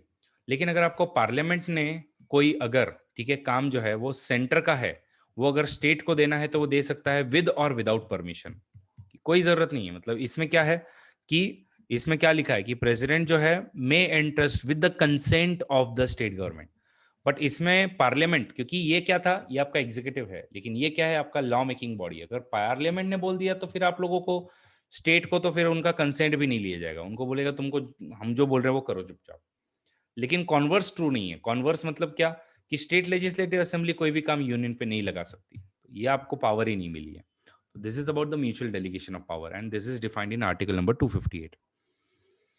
अपार्ट फ्रॉम दैट, एडमिनिस्ट्रेशन में कोऑपरेशन के लिए मल्टीपल चीज़ें आपकी बनाई हुई है, जैसे कि पार्लियामेंट जो है तो only parliament can provide for adjudication of any water dispute है या इंटरस्टेट रिवर डिस्प्यूट वगैरह है, तो वो सिर्फ पार्लियामेंट उस पर लॉ बनाता है। इंटर स्टेट काउंसिल आपका बनाया है, तो आपको मैं टिफिन एनालॉजी हमेशा देता हूँ भाई, जिसका बेस्ट होगा वो सब लेके आओ, और किसी की प्रॉब्लम्स अगर कोई है तो वो भी आप लोग डिस्कस करो, and this is done at inter state council level. Then full faith and credit must be given to the Public Act record and judicial proceeding, and the Parliament can appoint appropriate authority for interstate freedom of trade and commerce and intercourse promote करने के लिए. तो इन सब चीज़ों से हम लोग एडमिनिस्ट्रेशन को ज़्यादा ज़्यादा प्रमोट करते हैं. और लास्ट बट नॉट लीस्ट जो चीज़ आपको एडमिनिस्ट्रेशन में पढ़नी है वो है ऑल इंडिया सर्विसेज. कि ऑल इंडिया सर्विसेज क्या होता है? ऑल इंडिया सर्विसेज मतलब बेसिकली हम लोग अपनी गवर्नमेंट की सर्विसेज को 3 कैटेगरी में डिवाइड कर सकते हैं. एक जो है वो आपकी जो यूनियन सर्विसेज हैं कि यूनियन के थ्रू आपका रिक्रूटमेंट होता है, और दूसरा जो है वो आपका स्टेट सर्विसेज होती हैं कि स्टेट आपका रिक्रूटमेंट करता है. तो जो स्टेट लिस्ट के जो काम है उसके लिए आप लोग जो वो मतलब एमपीएससी हो गया, ओडिशा पब्लिक सर्विस कमीशन हो गया, इन लोग खुद ही रिक्रूट करते हैं. और जो यूनियन लेवल के जो है उसके लिए आपका यूपीएससी करता है. बट उसमें आपका एक एक्सेप्शन है. एक्सेप्शन क्या है कि यूनियन लेवल के काम क्या है, ठीक है, मानता है टैक्स का काम हो गया या फिर आप लोगों का फॉरेन अफेयर वगैरह हो गया, लेकिन लॉ एंड एडमिनिस्ट्रेशन तो स्टेट का काम है ना. लॉ एंड एडमिनिस्ट्रेशन तो स्टेट का काम है, बट फिर भी आप लोग आईएएस ऑफिसर को या आईपीएस ऑफिसर को क्यों रिक्रूट करके दे रहे हो? तो उन सर्विसेज को जो कि बेसिकली स्टेट की होनी चाहिए थी लेकिन उसको यूनियन रिक्रूट करके दे रहा है, उसको हम ऑल इंडिया सर्विसेज बोलते हैं. और ये 3 सर्विसेज है, आईएएस, आईपीएस और आईएफओएस. तो ये ऑल इंडिया सर्विसेज जो है वो आप लोगों का थोड़ा सा एक अलग ही एक्सेप्शन बनता है. तो इसके अगेंस्ट में स्टेट चिल्लाते भी हैं, जैसे कि तमिलनाडु है, पंजाब है, इन लोग बोलते हैं कि हमको ये ऑल इंडिया सर्विसेज नहीं चाहिए, हमारे ऑफिसेज हम लोग खुद रिक्रूट करेंगे. बट फिर multiple time even Sarkaria commission ने बोला है कि थैंक गॉड हम लोगों ने ये सर्विस बनाई. डॉक्टर बी आर अम्बेडकर का भी बोलना था कि भाई कुछ स्ट्रैटेजिक पोस्ट ऐसी होनी चाहिए जो कि पूरे यूनियन लेवल पे हमने भरनी चाहिए, इसलिए हम लोगों ने ऑल इंडिया सर्विस बनाया हुआ है. तो 1947 में जब हम इंडिपेंडेंट हुए तभी हम लोगों ने आईएएस और आईपीएस की सर्विसेज बना दी थी, और 1967 में आईएफएस की सर्विस भी हम लोगों ने बनाई थी. और समझो फ्यूचर में अगर किसी और सर्विस को ऑल इंडिया सर्विस बनाना है तो क्या हम बना सकते हैं? Answer is yes. कैसे बनाओगे? तो पहले तो आप लोगों का राज्यसभा जो है वो रेजोल्यूशन पास करेगा. कैसे रेजोल्यूशन पास करेगा? स्पेशल मेजॉरिटी से, ठीक है. और वो बोलेगा कि भाई हमारे नेशन के इंटरेस्ट में ये वाली चीज जरूरी है अपने लिए कि ये वाली जो है वो ऑल इंडिया सर्विस बनाई जाए. और वो करने के बाद में तो आपका उतना होने के बाद में फिर आप लोगों का जब रेजोल्यूशन पास कर दिया है तो उसके बाद में फिर आप लोगों का स्पेशल मेजॉरिटी से होने के बाद में लोकसभा और राज्यसभा में फिर एक ऑर्डिनरी बिल लाया जाता है और बिल से फिर आपका बनता है. फॉर एग्जाम्पल आईएफएस सर्विस ऐसे ही बनाई गई थी 1966 में कि पहले राज्यसभा ने रेजोल्यूशन पास किया, उसके बाद में लॉ लेके आए, और लॉ से फिर आपका लोकसभा और राज्यसभा के पास हुआ, और फिर प्रेसिडेंट गया, प्रेसिडेंट ने हाँ बोला, और फिर आपका आईएफएस बन गया. तो ये देखो 312 authorizes Parliament to create new All India services on the basis of Rajya Sabha resolution. Each of these 3 services, irrespective of their division among the different state, form the single services. ठीक है. तो दो कुछ लोगों का बोलना है कि ये वायलेट करता है आपका प्रिंसिपल, बट ऐसा नहीं है. इनफैक्ट ये देखो थोड़ा सा इसमें क्लियरली दिया हुआ है कि पहले 2/3 मेजोरिटी से आपको क्या करना होगा, पहले रेजोल्यूशन पास करना होगा, और रेजोल्यूशन पास करने के बाद में आपको बोलना भी है कि भाई यहाँ नेशनल इंटरेस्ट में है, और फिर पार्लियामेंट में बाय लॉ तो आपको एक्ट बनाना है, तब जाके आपका 312 के अंडर में कोई भी एक नई सर्विस जो वो आपकी बनेगी. और ये हमने इसलिए बनाई ताकि एडमिनिस्ट्रेशन स्मूथ हो, स्टैंडर्ड आपका मेंटेन रहे, हाई स्टैंडर्ड, यूनिफॉर्मिटी रहे एडमिनिस्ट्रेशन में, लाइजन रहे, कोऑपरेशन, कोऑर्डिनेशन, ये सब चीज़ें रहे, इसीलिए हम लोगों ने बनाया था. डॉक्टर बी आर अम्बेडकर का भी कहना था कि भाई ये स्ट्रैटेजिक आपकी कुछ सर्विसेज हैं जिसके लिए आप लोगों को ऐसे ही कुछ लोग चाहिए, ठीक है. और ये पब्लिक सर्विस कमीशन जो है ऑलरेडी हमने देखे हुए हैं डिटेल में कि Odisha public service commission, Rajasthan लोक सेवा आयोग वगैरह, इन सब के मेंबर एज वेल एज तुम्हारे चेयरपर्सन अपॉइंट तो आपका गवर्नर कर सकता है, बट इनका रिमूवल कौन करता है? Removal can done by only and only president, ठीक है. तो ये वाली चीज याद रखना. एंड दूसरी बात जो है वो जेपीएससी, तो जेपीएससी के मेंबर्स को कौन अपॉइंट करता है? It is again the president. So this is JSPC, sorry. तो this is about the all the administrative services. I hope सब लोगों को एडमिनिस्ट्रेटिव सर्विसेज समझ में आ गई है. एंड जुडिशियल सिस्टम अपना इंटीग्रेटेड जुडिशियल सिस्टम है, वो सबको पता ही है कि हमारे यहाँ पे चाहे यूनियन हो चाहे स्टेट हो, उन दोनों के लॉज जो है वो हमारा high court as well as supreme court दोनों भी एडमिनिस्टर करते हैं. So that is about it. और थोड़े से इमरजेंसी के ड्यूरेशन में रिलेशन आपके चेंज हो जाते हैं, वो कैसे होते हैं वो अभी हम लोग आगे देखेंगे, ठीक है. बाकी अदर प्रोविजंस भी दिए हुए हैं कि आर्टिकल 355 जो है वो आपका बोलता है कि सिर्फ ऑब्लिगेशन जो है, क्योंकि 256 हमने देखा तो 256 में ऑब्लिगेशन किस पे दिए हैं, 256 में ऑब्लिगेशन स्टेट पे दिए हैं कि तुम जो है वो कॉन्स्टिट्यूशन और पार्लियामेंट के, सॉरी, तुम जो है वो पार्लियामेंट के लॉ के हिसाब से चलो और तुम्हारे खुद के ही स्टेट लॉस के हिसाब से चलो, और उसके लिए तुमको कोई भी डायरेक्शन दी जा सकती है। बट टू इधर 355 क्या बोलता है, 355 अब ड्यूटी जो है वो किस पे दे रहा है, ड्यूटी ऑफ यूनियन पे दे रहा है। यूनियन की ड्यूटी है कि must protect state against external as well as internal disturbance and also ensure कि government in every state is according to the constitution. और अगर ऐसा नहीं हो रहा है तो फिर तुमको ऑब्वियसली 356 के अंडर में तुमको क्या करना पड़ेगा, प्रेसिडेंट रूल लगाना पड़ेगा। तो ये आप लोगों का इसका भी दिया हुआ है। बाकी कुछ आपके एक्स्ट्रा कॉन्स्टिट्यूशनल डिवाइसेस है, नीति आयोग है, जोनल काउंसिल है, ये है वो है, इन सब से इन लोग थोड़ा कोऑर्डिनेशन वगैरह करते रहते हैं, जो कि हम लोग बाद में देखेंगे। अब ये सेंटर स्टेट रिलेशन में जो अपने को इंपॉर्टेंट पॉइंट जो समझ के लेना है वो है फाइनेंशियल रिलेशंस का। तो फाइनेंशियल रिलेशन की हमेशा मैं जो एक डायग्राम बनाता हूँ वही मैं अभी वापस से एक बार आप लोगों के लिए बनाऊंगा, और फिर हम लोग जो वो फटाक से आगे बढ़ जाएंगे। तो इसमें क्या है, फाइनेंशियल रिलेशंस में जो है वो हम लोग अगर देखें तो आपके फाइनेंसिंग पावर जो है वो आपके डिवाइड किए हुए हैं ऑलरेडी, कि कुछ जो है वो आपके स्टेट को दिए हैं और कुछ जो है वो आपके यूनियन को दिए हुए हैं। यूनियन को ऊपर लिख देते हैं और स्टेट को नीचे लिख देता है। और पावर जो है वो कैसे कैसे होता है, तो आपके कुछ पावर जो होते हैं टैक्स के होते हैं और कुछ पावर जो होते हैं नॉन टैक्स के होते हैं। और टैक्स में भी अब आपके पावर जो है वो डायरेक्ट टैक्स के होते हैं और इनडायरेक्ट टैक्स के भी होते हैं। तो वैसे ही स्टेट को भी इन लोग क्या करेंगे भाई, टैक्स के पावर देंगे और नॉन टैक्स के पावर देंगे। तो ऐसे आपके टैक्स नॉन टैक्स के पावर पहले डिवाइडेड है कि ये वाला पावर यूनियन को दे रहे हैं, ये वाले पावर स्टेट को दे रहे हैं, ठीक है। बट जैसा मैं आपको हमेशा बताता हूँ कि एक समझो 10 प्रॉपर्टीज है, 10 में से एक प्रॉपर्टी जो है मुंबई की है और एक प्रॉपर्टी जो दिल्ली की है, और बाकी की जो प्रॉपर्टीज है आपके वो दूसरे जगह की है। इससे आपका 1 करोड़ का रेवेन्यू आता है और उससे आपका दूसरे से भी, आपका दिल्ली से भी आपका 2 करोड़ का रेवेन्यू आता है। इसमें से किसी का 5 लाख आ रहा है, किसी का 4 लाख आ रहा है, 3 लाख आ रहा है। तो जस्ट बिकॉज ए को आपने सिर्फ मुंबई और दिल्ली दिया है इसका मतलब ये नहीं कि उसका रेवेन्यू कम होगा, उसका रेवेन्यू ज़्यादा ही है। और जो स्टेट जो है तो उनको भले ही आपने नंबर ऑफ टैक्सेस दे दिए कि ये भी टैक्स तू ले, वो भी टैक्स तू ले, अरे भाई बट मेजर पैसा तो इनकम टैक्स और कॉर्पोरेशन टैक्स से आ रहा है और जीएसटी से आ रहा है या सर्विस टैक्स से आ रहा है, तो वो हमको देना। तो इसलिए फिर क्या होता है कि जो यूनियन का जो कंसोलिडेटेड फंड ऑफ इंडिया जो है, ओके, यूनियन का कंसोलिडेटेड फंड ऑफ इंडिया, वैसे ही स्टेट का भी होगा consolidated fund of state, consolidated fund of state, consolidated fund of state. तो इसमें भी आप लोग देखो तो यूनियन का एक पैसा होगा जो सिर्फ आपको टैक्स रेवेन्यू से आया है, तो इसको हम बोलते हैं कि भाई नेट टैक्स प्रोसीड से आप लोगों का पैसा आया हुआ है। और कुछ जो पैसा होगा वो आप लोगों का नॉन टैक्स रेवेन्यू से आया है कि भाई यूनियन जो है, अब जैसे एयर इंडिया चला रहा है, एयर इंडिया से कुछ पैसा आ गया है, डिसइन्वेस्टमेंट किया उससे कुछ पैसा आ गया है, तो इन सब चीजों से भी यूनियन को पैसा आता है। तो tax as well as non tax revenue आता रहता है। ऐसे ही आपका स्टेट का भी होता होगा कि भाई tax and non tax revenue से पैसा आता है। लेकिन फिर क्या होता है कि यूनियन के पास में पैसा बहुत सारा आता है, तो इसलिए यूनियन को बोला है कि तुम अपना पैसा जो है वो डिवॉल्व किया करो। तो उसी को हम बोलते हैं फाइनेंशियल डिवोल्यूशन। अब फाइनेंशियल डिवोल्यूशन क्या है कि भाई अगर तुम्हारा समझो 100 रुपए जो है वो आपका समझो 100 रुपए का तुम्हारा नेट रेवेन्यू हुआ है, मतलब क्या समझो 110 रुपए का रेवेन्यू हुआ लेकिन 10 करोड़ रुपए आपने खर्च कर दिए इसको कलेक्ट करने में, तो नेट टैक्स प्रोसीड कितना हो गया आपका, हो गया 100 करोड़ का। और बाकी का समझो आपका 150 करोड़ का आपका इधर से रेवेन्यू आया है, तो टोटल आपका कंसोलिडेटेड फंड ऑफ इंडिया में पैसा कितना है, तो सिंस ये आपका खर्च में लग गया इसलिए नहीं है, तो आपका 250 करोड़ का रेवेन्यू है। तो फाइनेंस कमीशन को काम दिया हुआ है, फाइनेंस कमीशन को क्या काम दिया कि भाई डिवॉल्व करो पैसा।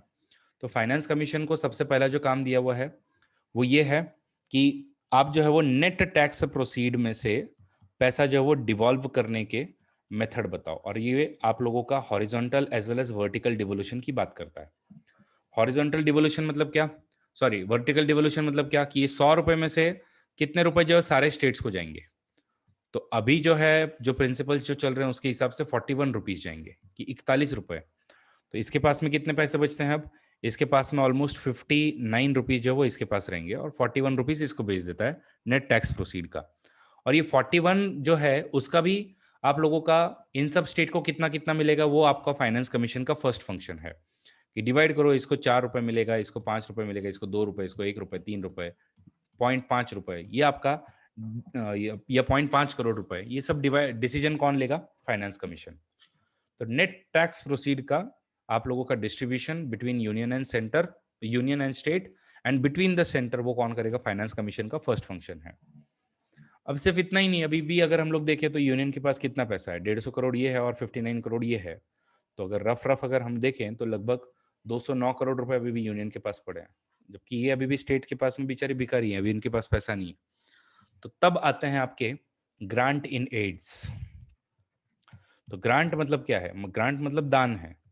तो जो ग्रांट जो है आपको फाइनेंस कमीशन करने के लिए बोलता है, तो उसको तो हम लोग बोलते हैं स्टैट्यूटरी ग्रांट्स, या पार्लियामेंट ने कोई ग्रांट देने बोला है तो उसको हम बोलेंगे स्टैट्यूटरी ग्रांट। ये भाई पार्लियामेंट ने बोला है या फाइनेंस कमीशन ने बोला है।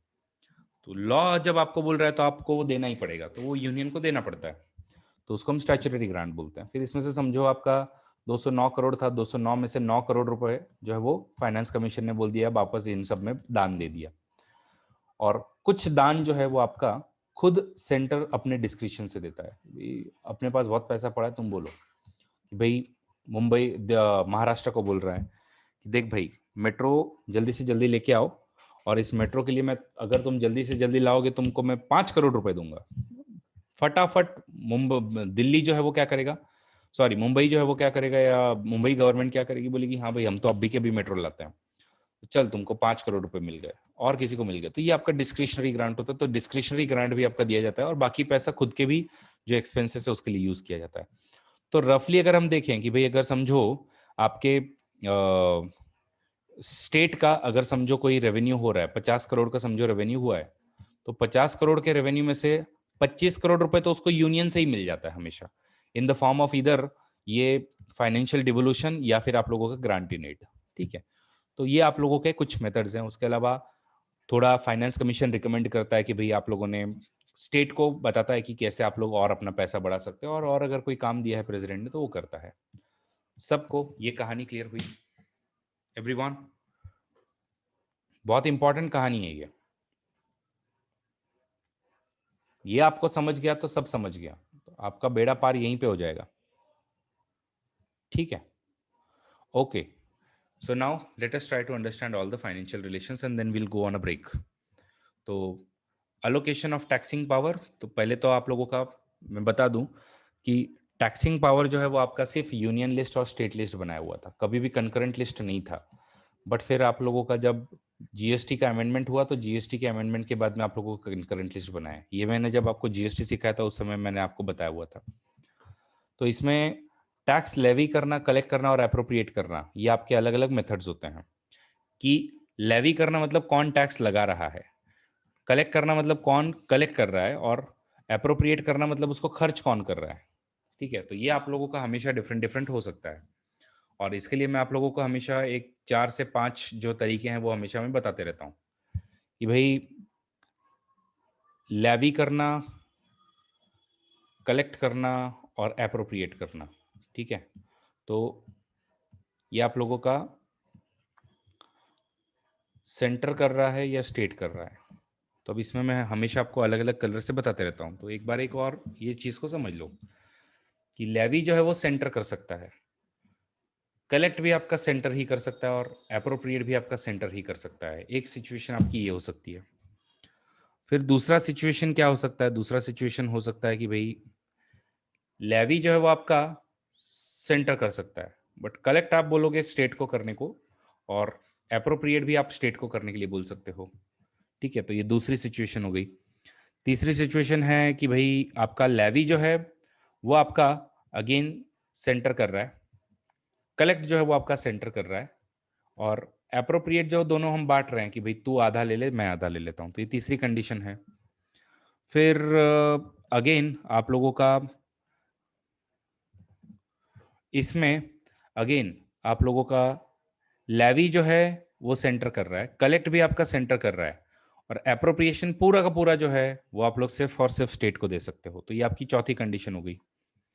फिर पांचवी कंडीशन जो है वो है कि भाई आप लोगों का लेवी जो है वो स्टेट कर रहा है, कलेक्ट जो है वो भी स्टेट कर रहा है, और अप्रोप्रिएट जो है वो भी आप लोगों का स्टेट ही कर रहा है, तो ये भी हो सकता है आपका। ठीक है, और कुछ कंडीशन में आप लोगों का लेवी और इधर में कलेक्ट हुआ और फिर आप लोगों का डिवीजन भी आपका करने का काम वगैरह हो सकता है। तो ऐसे मल्टीपल आपके सिनेरियोज बन सकते हैं, तो वही बस अपने को थोड़े से समझ के लेने हैं। ठीक है, तो लेवी, कलेक्ट एंड अप्रोप्रिएट, ये तीनों भी आपकी चीज़ें जो है वो डिफरेंट डिफरेंट होती है। जैसे कि इनकम टैक्स जो है वो लेवी कौन करता है? It is levied bye the centre, but its proceeds are always distributed, levied as well as collected by the center, but its proceed always go to the center and state, तो दोनों को भी जाता है इसका। ठीक है, और कुछ आप लोगों के टैक्सिंग पावर जो सिर्फ स्टेट को दी है कि भाई प्रोफेशनल टैक्स जो 2,500 तक का आप ले सकते हो, और एक कुछ प्रोहिबिशन भी दिया हुआ है कि जीएसटी पे आप लोग ये चीज़ें नहीं लगा सकते हो, इंटर स्टेट ट्रेड पे नहीं लगा सकते हो, जो ट्रेड तुम्हारे स्टेट के बाहर हो रहा है उस पर आप नहीं लगा सकते हो। तो ये कुछ आप लोगों के इंस्ट्रक्शंस आपको दिए हुए हैं। अब डिस्ट्रीब्यूशन ऑफ टैक्स रेवेन्यू तो वो मैंने आपको ऑलरेडी बता दिया, डिवोल्यूशन। तो अभी जो है वो 41% तक का आपका होता है। ठीक है, तो जीएसटी क्या था ये मैंने आपको ऑलरेडी सिखा दिया था कि भाई हमारे इतने सब जो मल्टीपल इनडायरेक्ट टैक्सेस थे उन सबको हमने मर्ज कर दिया, और पहली चीज जो है वो हम लोग कंकरेंट लिस्ट में लेके आए हुए हैं। ठीक है, तो जीएसटी अपना हो चुका है, और जीएसटी काउंसिल भी हमने डिटेल में देखा है, तो उसको हम सीधा स्किप करते हैं।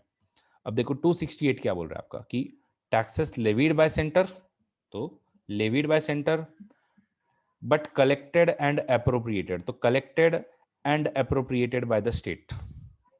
ठीक है, ये आपका आर्टिकल 268 में, तो स्टैम्प ड्यूटी हो गया, बिल ऑफ एक्सचेंज हो गया, चेक हो गया, प्रॉमिसरी नोट हो गया, इन सब चीजों पे आपका स्टेट ही उसको कलेक्ट करता है, स्टेट ही अप्रोप्रिएट करता है। Taxes levied and collected by centre, लेकिन असाइन टू द स्टेट, मतलब क्या? Levied and collected by centre but assign to state.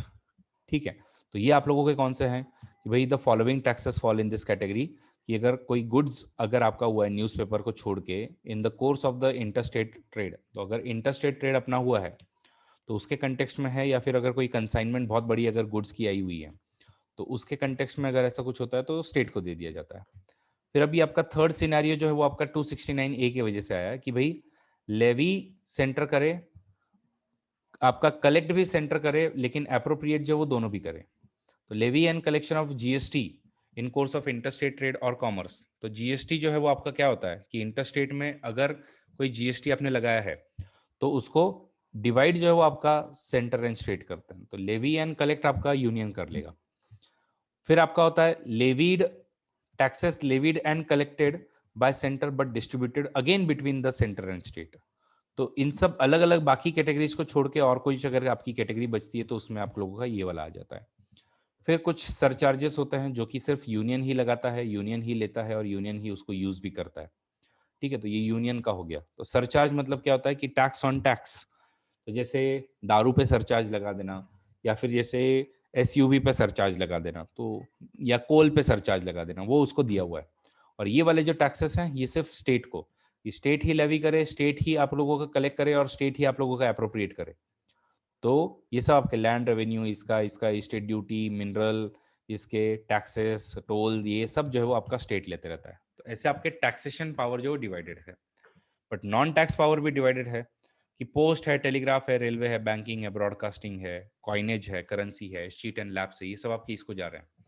और स्टेट को जो वो आपकी इरिगेशन है, फॉरेस्ट है, फिशरी है, इन सब से आपको स्टेट को जा रहे हैं। तो टैक्स एंड नॉन टैक्स के रेवेन्यूज ऐसे जाते हैं। फिर मैंने आपको ग्रांटी नेट्स बताया था, ग्रांटी नेट जो स्टैच्यूटरी एंड डिस्क्रिशनरी हो सकता है, तो यूजुअली दोनों भी, वैसे तो दोनों को भी ग्रांट्स के पावर मिलते हैं, लेकिन आर्टिकल 275 के थ्रू जो आपके ग्रांट आते हैं, तो parliament to make to the state which are in need of the financial assistance, तो पार्लियामेंट आपको बोल रहा है, देखो यूनियन गवर्नमेंट खुद से नहीं डिसाइड करता है, पार्लियामेंट आपको बोल रहा है, और इसमें आप लोगों का फाइनेंस कमीशन जो रिकमेंडेशन देता है कि स्टैच्यूटरी ग्रांट कितनी कितनी देनी है आप लोगों को। ठीक है, तो specific as well as general आपकी ग्रांट हो सकती है। और डिस्क्रिशनरी ग्रांट क्या है? डिस्क्रिशनरी ग्रांट है कि भाई सेंटर स्टेट दोनों भी देते हैं, लेकिन यूजुअली 282 के अंडर में आपका यूनियन जो है वो स्टेट्स को देता है कि हाँ भाई ये ले ले। क्यों? क्योंकि हम लोग लिवरेज चाहते हैं, तो टू हेल्प इधर state financially to fulfil its plan target और to give some leverage to the centre, तो इसलिए आप लोगों का डिस्क्रिशनरी ग्रांट आता है। और अदर ग्रांट मतलब कुछ एक्सपोर्ट ड्यूटी वगैरह के लिए 273 में टेम्पररी बेसिस पे अगर कुछ देना है तो वो दी जा सकती है, और ये यूनियन ही देता है अगेन। ठीक है, so this was about it. Finance commission we have already learned about it कि इसके 4 फंक्शन है। एक मतलब distribution of net proceeds of taxes. Net proceed आपको सबको पता है अब क्या होता है मीनिंग, ओके, और इसमें आप लोगों का सेंटर और स्टेट में कितना अलोकेशन होगा वो तो डिसाइड करो ही करो, but even between the state क्या आप लोगों का अलोकेशन होगा, and principle which will govern the grant in its. और थर्ड है measures need to augment the consolidated fund of state.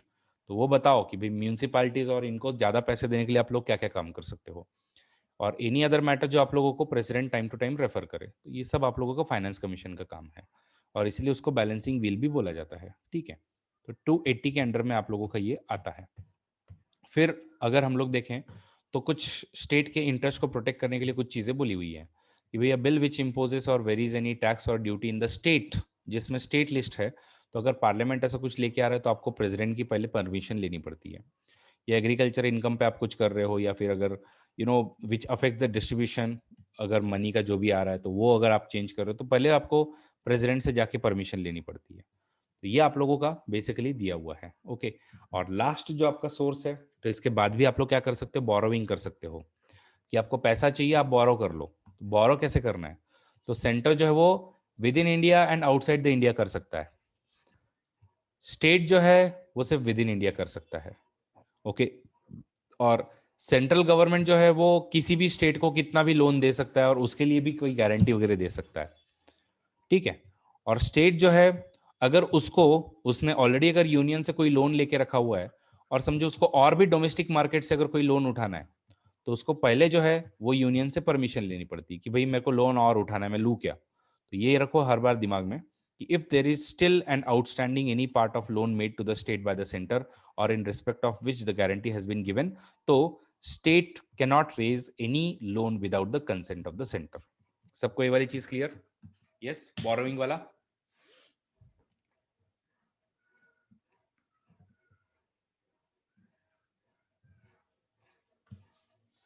Okay good, ठीक है, तो ये आपके आर्टिकल नंबर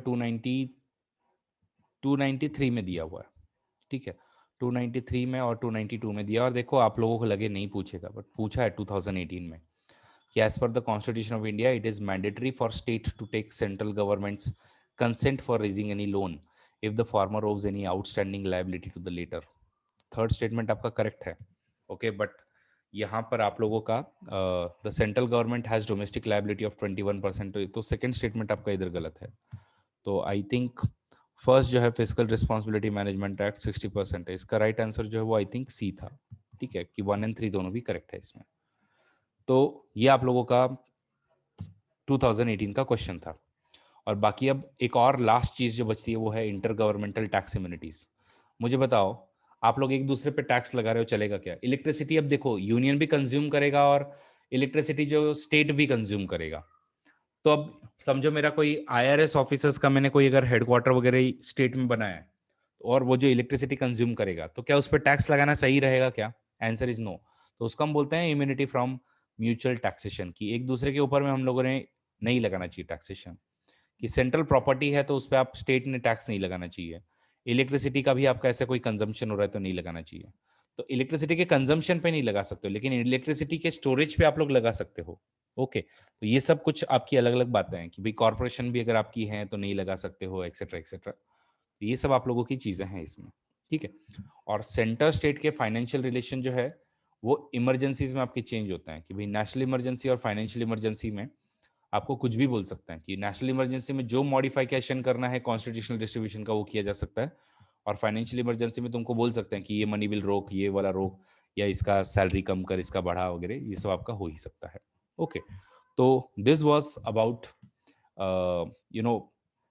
अपने सेंटर स्टेट के रिलेशन, जो कि हम लोगों ने लेजिस्लेटिव, एडमिनिस्ट्रेटिव एंड फाइनेंशियल देख लिए हैं। बाकी ट्रेंड्स क्या है, ट्रेंड्स 1967 तक तो सब कुछ स्मूथ था, क्योंकि आपकी सब जगह कांग्रेस गवर्नमेंट थी, लेकिन जब से नॉन कांग्रेस गवर्नमेंट बनी है तो थोड़ा सा इनके बीच में कन्फ्लिक्ट बन रहा है।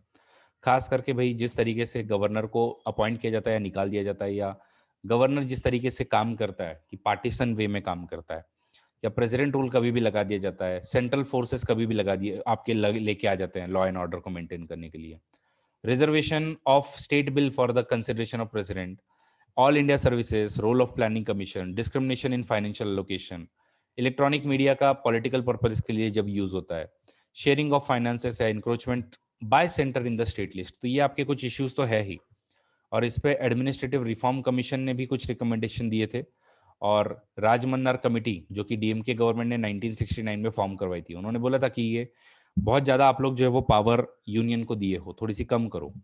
आनंदपुर साहिब रेजोल्यूशन तो भाई भाई एकदम खतरनाक ही रेजोल्यूशन था। जब अकाली गवर्नमेंट आपकी आई हुई थी, अकाली दल जो है उन्होंने ये वाला आनंदपुर साहिब रेजोल्यूशन पास किया था, और इनका सीधा बोलना था कि यूनियन के पास में सिर्फ डिफेंस, फॉरेन अफेयर्स और कम्युनिकेशन एंड करेंसी होना चाहिए, बाकी सारे पावर्स हमको दो, सारे रेसिडरी पावर्स हमको दो। और वेस्ट बंगाल गवर्नमेंट ने भी 1977 में यही बात कही थी कि भाई बहुत ज्यादा पावर जो उनके पास में है। फिर सरकारिया कमीशन से पूछा क्या करे, तो सरकारिया और पुंछी कमीशन के जो रिकमेंडेशन दिए वो आप लोग एक बार खुद से पढ़ लेना, ठीक है। कि ये सेंटर स्टेट रिलेशन पे बनाया था सरकारिया कमीशन, तो 1983 में बनाया, 1988 में इसने अपनी रिपोर्ट सबमिट की, और पुंछी कमीशन 2007 में आप लोगों का बनाया था। ओके, तो और 2000, हाँ, सेकंड कमीशन जो है वो आपका 2007 में बनाया था, और उन्होंने भी अपनी रिपोर्ट जो है वो जल्दी ही 2010 या उसके अराउंड में इन लोगों ने सबमिट कर दी थी। Okay, so that was all about the center state relations. We are on a break, and after break we will be dealing with the emergency provisions. So we are on a 5 minute का break. So what is the time right now? 6:15 हो गया, हम मिलेंगे 6:20 को। Okay guys.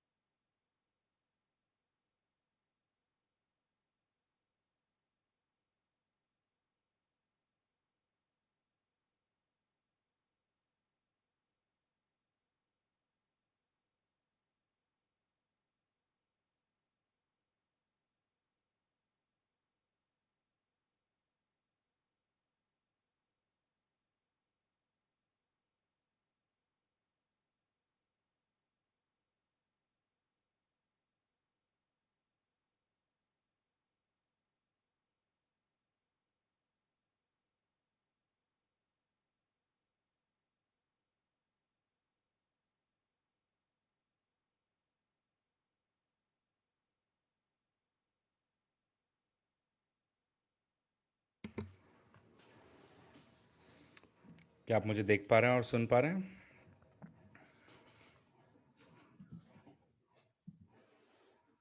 Yes or no? Everyone, can you see me? Can you hear me?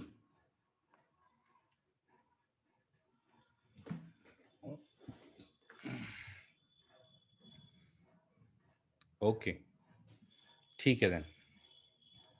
चलो फिर आगे शुरुआत करते हैं इमरजेंसी प्रोविजन से। और इमरजेंसी प्रोविजंस तो बहुत फटाफट ख़त्म हो जाएंगे अपने, क्योंकि इमरजेंसी प्रोविजंस मैंने आपको बताया हुआ है पहले ही कि आर्टिकल 352 और 360 में डील करती हैं। तो 352 plus 4 equal to 356 plus 4 equal to 360।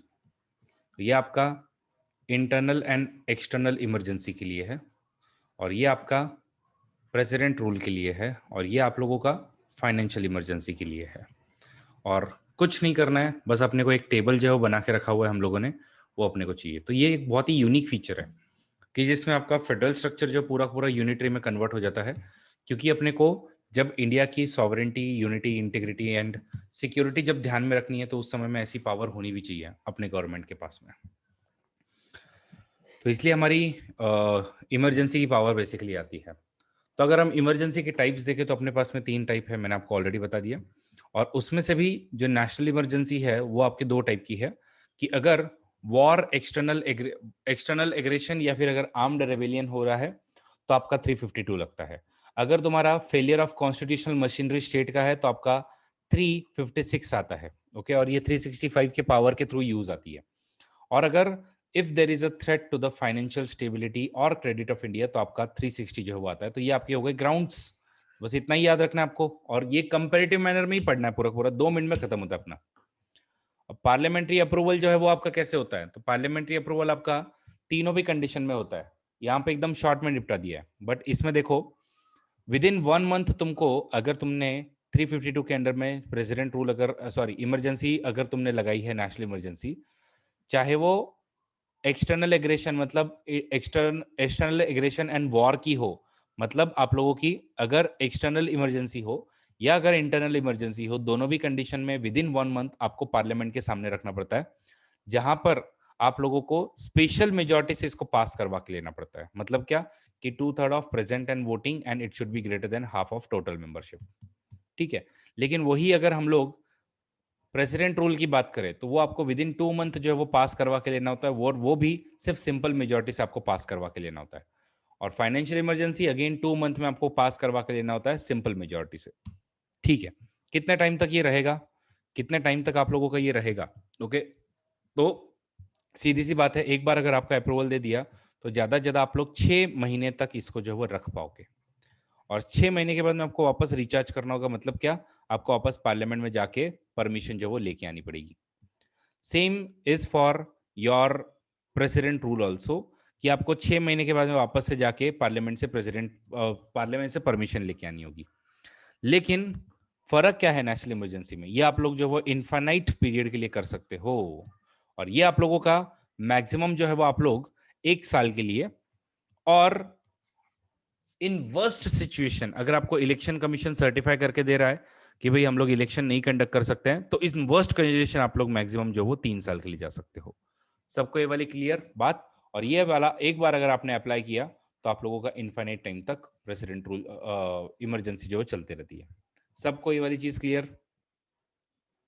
Everyone? तो देखो, इसको कंपेरेटिव मैनर में स्टडी करोगे, 2 मिनट का भी काम नहीं है इमरजेंसी वाला चैप्टर। अब सिर्फ आपका बात आता है इफेक्ट्स की, ओके, या रिवोकेशन की। तो हम लोगों ने प्रोक्लेमेशन के ग्राउंड्स देख लिए, ग्राउंड के बाद में कैसे लगेगा वो देख लिया, और उसके बाद में अब रिवोकेशन। तो रिवोकेशन नेशनल इमरजेंसी का 2 टाइप से हो सकता है, या तो प्रेसिडेंट कर सकता है या फिर लोकसभा एक सिंपल रेजोल्यूशन पास करके कर सकती है। और ये प्रोविजन जो 44th कॉन्स्टिट्यूशनल अमेंडमेंट में ऐड की थी। और समझो अगर आपकी लोकसभा सेशन में नहीं है तो 1/10 लोग अगर लीक करके स्पीकर को दे, या अगर स्पीकर समझो नहीं एक्सेप्ट करे तो प्रेसिडेंट को दे, तो विद इन 14 डेज आपको हाउस जो वो कॉल करवाना पड़ेगा, स्पेशल सेशन आपको कॉल करवाना पड़ेगा, और उस स्पेशल सेशन में फिर हम लोग जो है वो ये पास करवा सकते हैं। ठीक है, तो this is about the revocation. उसके बाद में नेशनल इमरजेंसी के इफेक्ट भी होते हैं। इफेक्ट किस किस पे हो सकते हैं? एक सेंटर स्टेट रिलेशन पे होता है, लोकसभा और उसके स्टेट लेजिस्लेटिव असेंबली के लाइफ पे होते हैं, और तीसरा जो है वो आपके फंडामेंटल राइट्स पर भी होता है। तो सेंटर स्टेट रिलेशन में तो देखो भाई, एग्जीक्यूटिव जो है वो पूरा पावरफुल बन जाता है, जो बोलना है वो सब आपको बोल सकता है, कोई भी डायरेक्शन आपको दे सकता है। लेजिस्लेचर में यूनियन जो है वो स्टेट के किसी भी लिस्ट में लॉ बना सकती है, ठीक है। और आप लोगों के फाइनेंशियल जो मैटर्स है उसमें प्रेसिडेंट जो वो किसी भी कॉन्स्टिट्यूशनल डिस्ट्रीब्यूशन को मॉडिफाई कर सकता है। ये हो गया आपका सेंटर स्टेट का relation. Okay, life of Lok Sabha का क्या होगा? तो लाइफ ऑफ लोकसभा जो है वो आपकी इंक्रीज की जा सकती है, लेकिन कैसे? रेजोल्यूशन से होगी क्या? Answer is no. तो आपको लॉ पास करना पड़ेगा। तो अगर 5 साल से भी अगर आपको आगे लेके जाना है, फॉर एग्जाम्पल फिफ्थ लोकसभा जो है उसको 7 ईयर का टर्म मिला था, मतलब 2 बार जो उसकी लाइफ जो वो एक्सटेंड की हुई थी, एक एक साल से इन्फानाइट लेंथ के लिए parliament as well as state legislative assemblies की लाइफ जो वो इंक्रीज की जा सकती है, but by the law of parliament. ठीक है, life of Lok Sabha and state legislative assembly हो गया। अब फंडामेंटल राइट्स का क्या होगा? तो फंडामेंटल राइट्स का सिंपल है, डिपेंड करता है कि आपका मतलब आर्टिकल 359 की बात कर रहे हो या आर्टिकल नंबर 358 की बात कर रहे हो या 359 की बात कर रहे हो। तो अगर 358 की बात कर रहे हो और अगर आपका एक्सटर्नल इमरजेंसी लगा हुआ है तो ऑटोमेटिकली 19 जो वो सस्पेंड हो जाएगा। बट अगर इंटरनल इमरजेंसी है तो 19 आपका सस्पेंड नहीं होगा, वो आपको फिर भी मिलेगा। 359 का क्या है? 359 का एक्सेप्ट फॉर आर्टिकल 20 एंड 21 आप लोग जो है किसी भी राइट को निकाल सकते हो, लेकिन कौन कौन से राइट निकलेंगे? जो प्रेसिडेंट अपने ऑर्डर में लिख के देगा। तो हमारे पास में जितने भी फंडामेंटल राइट है, 14 है, 15 है, 16 है, 17 है, 18 है, 19 है। 19 तो चलो इधर आता ही नहीं है, 20 भी आता नहीं है, 21 भी आता नहीं है, 22 है, 23 है, 24 है। इनमें से समझो प्रेसिडेंट ने अपने ऑर्डर में लिखा कि भाई 22 और 23 जो तुमको नहीं रहेंगे, तो 22 और 23 सिर्फ सस्पेंड होते हैं, बाकी के राइट्स आपको फिर भी मिलते हैं। और सस्पेंड होता है मतलब आप जुडिशरी के पास जाओगे तो जुडिशरी बोलेगी अभी फिलहाल ये सस्पेंडेड है, तो आप जुडिशरी के पास जा तो सकते हो बट जुडिशरी आपको कोई न्याय नहीं देगी। ये आपके फंडामेंटल राइट के ऊपर में इम्पैक्ट होता है अगर आपकी इमरजेंसी है तो, और ये आपके internal as well as external दोनों के भी कंडीशन कंडीशन में आपका होता है। ओके, तो इसीलिए अगर आपको सीधा है कि भाई कंपैरिजन ही पढ़ लो कि 358 is confined to the fundamental right under 19 only. 359 extends to all those rights whose enforcement is suspended by president order. फिर 358 automatically suspends for external aggression, और 359 does not automatically suspend the fundamental right. In fact president को order देना पड़ता है, और तभी और उस order में भी जो जो specify किए बस वही right आपके जाएंगे। 358 operates only in case of external emergency, लेकिन ये आपके दोनों में भी ऑपरेट करता है। 358 is suspends fundamental rights under article 19, okay, for entire duration of emergency। लेकिन 359 जो है वो आपका स्पेसिफाइड ड्यूरेशन के लिए भी आप हटा सकते हो कि भाई इतने टाइम के लिए हटा रहे और इतनी ही जगह के लिए हटा रहे। ओके, ये आपका एंटायर कंट्री है, ये आपके किसी कम रीजन पे होता है, ये आपका ऑटोमेटिकली 358 ऑटोमेटिकली आप लोगों का मतलब पूरा 19 को सस्पेंड करता है, लेकिन इसमें आपके 2021 के सस्पेंड नहीं होते हैं। 358 enables the state to make law to take any executive action inconsistent with fundamental right, लेकिन इसमें 359 enables state to make any law to take executive inconsistent with those fundamental right जो आपके सस्पेंड किए हुए हैं। और सिमिलैरिटी क्या है? सिमिलैरिटी जो है दोनों में भी, तो both provide immunity and immunity from the challenge to only those laws which are related to the emergency and not to the other laws. तो इतना आपका 359 के बारे में इंफॉर्मेशन है। अब तक 3 बार जो इमरजेंसी डिक्लेयर हुई 62, 71 एंड 75 में, ये आपकी इंटरनल थी और ये आपकी एक्सटर्नल थी दोनों भी। और 2 बार हम लोगों ने इसको रिवोक किया है।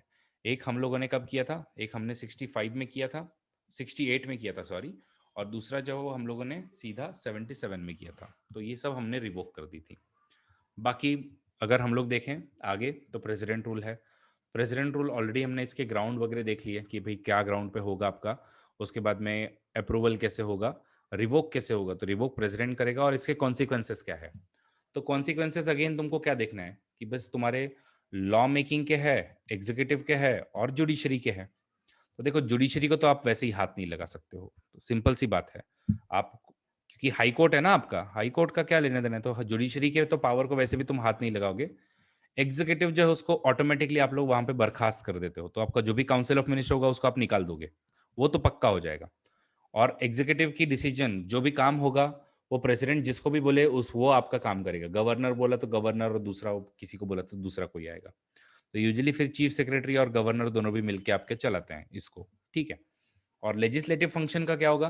तो लेजिस्लेटिव फंक्शन सारे के सारे कौन काम करता है उसका? पार्लियामेंट काम करता है। ओके, तो लेजिस्लेटिव फंक्शन का पार्लियामेंट काम करेगा और इसको सस्पेंड रख सकते हो या फिर आप लोग बाद में मन हुआ तो डिसॉल्व भी कर सकते हो। तो ये आपके प्रेसिडेंट के ऊपर में होता है कि क्या किया जाएगा इसका। ठीक है, तो ये आप लोगों का मैंने आपको ऑलरेडी बता दिया है। ठीक है, अब 356 का जो यूसेज जो मल्टीपल टाइम हो चुका है, आज तक एक भी स्टेट ऐसा नहीं है except for I think Telangana.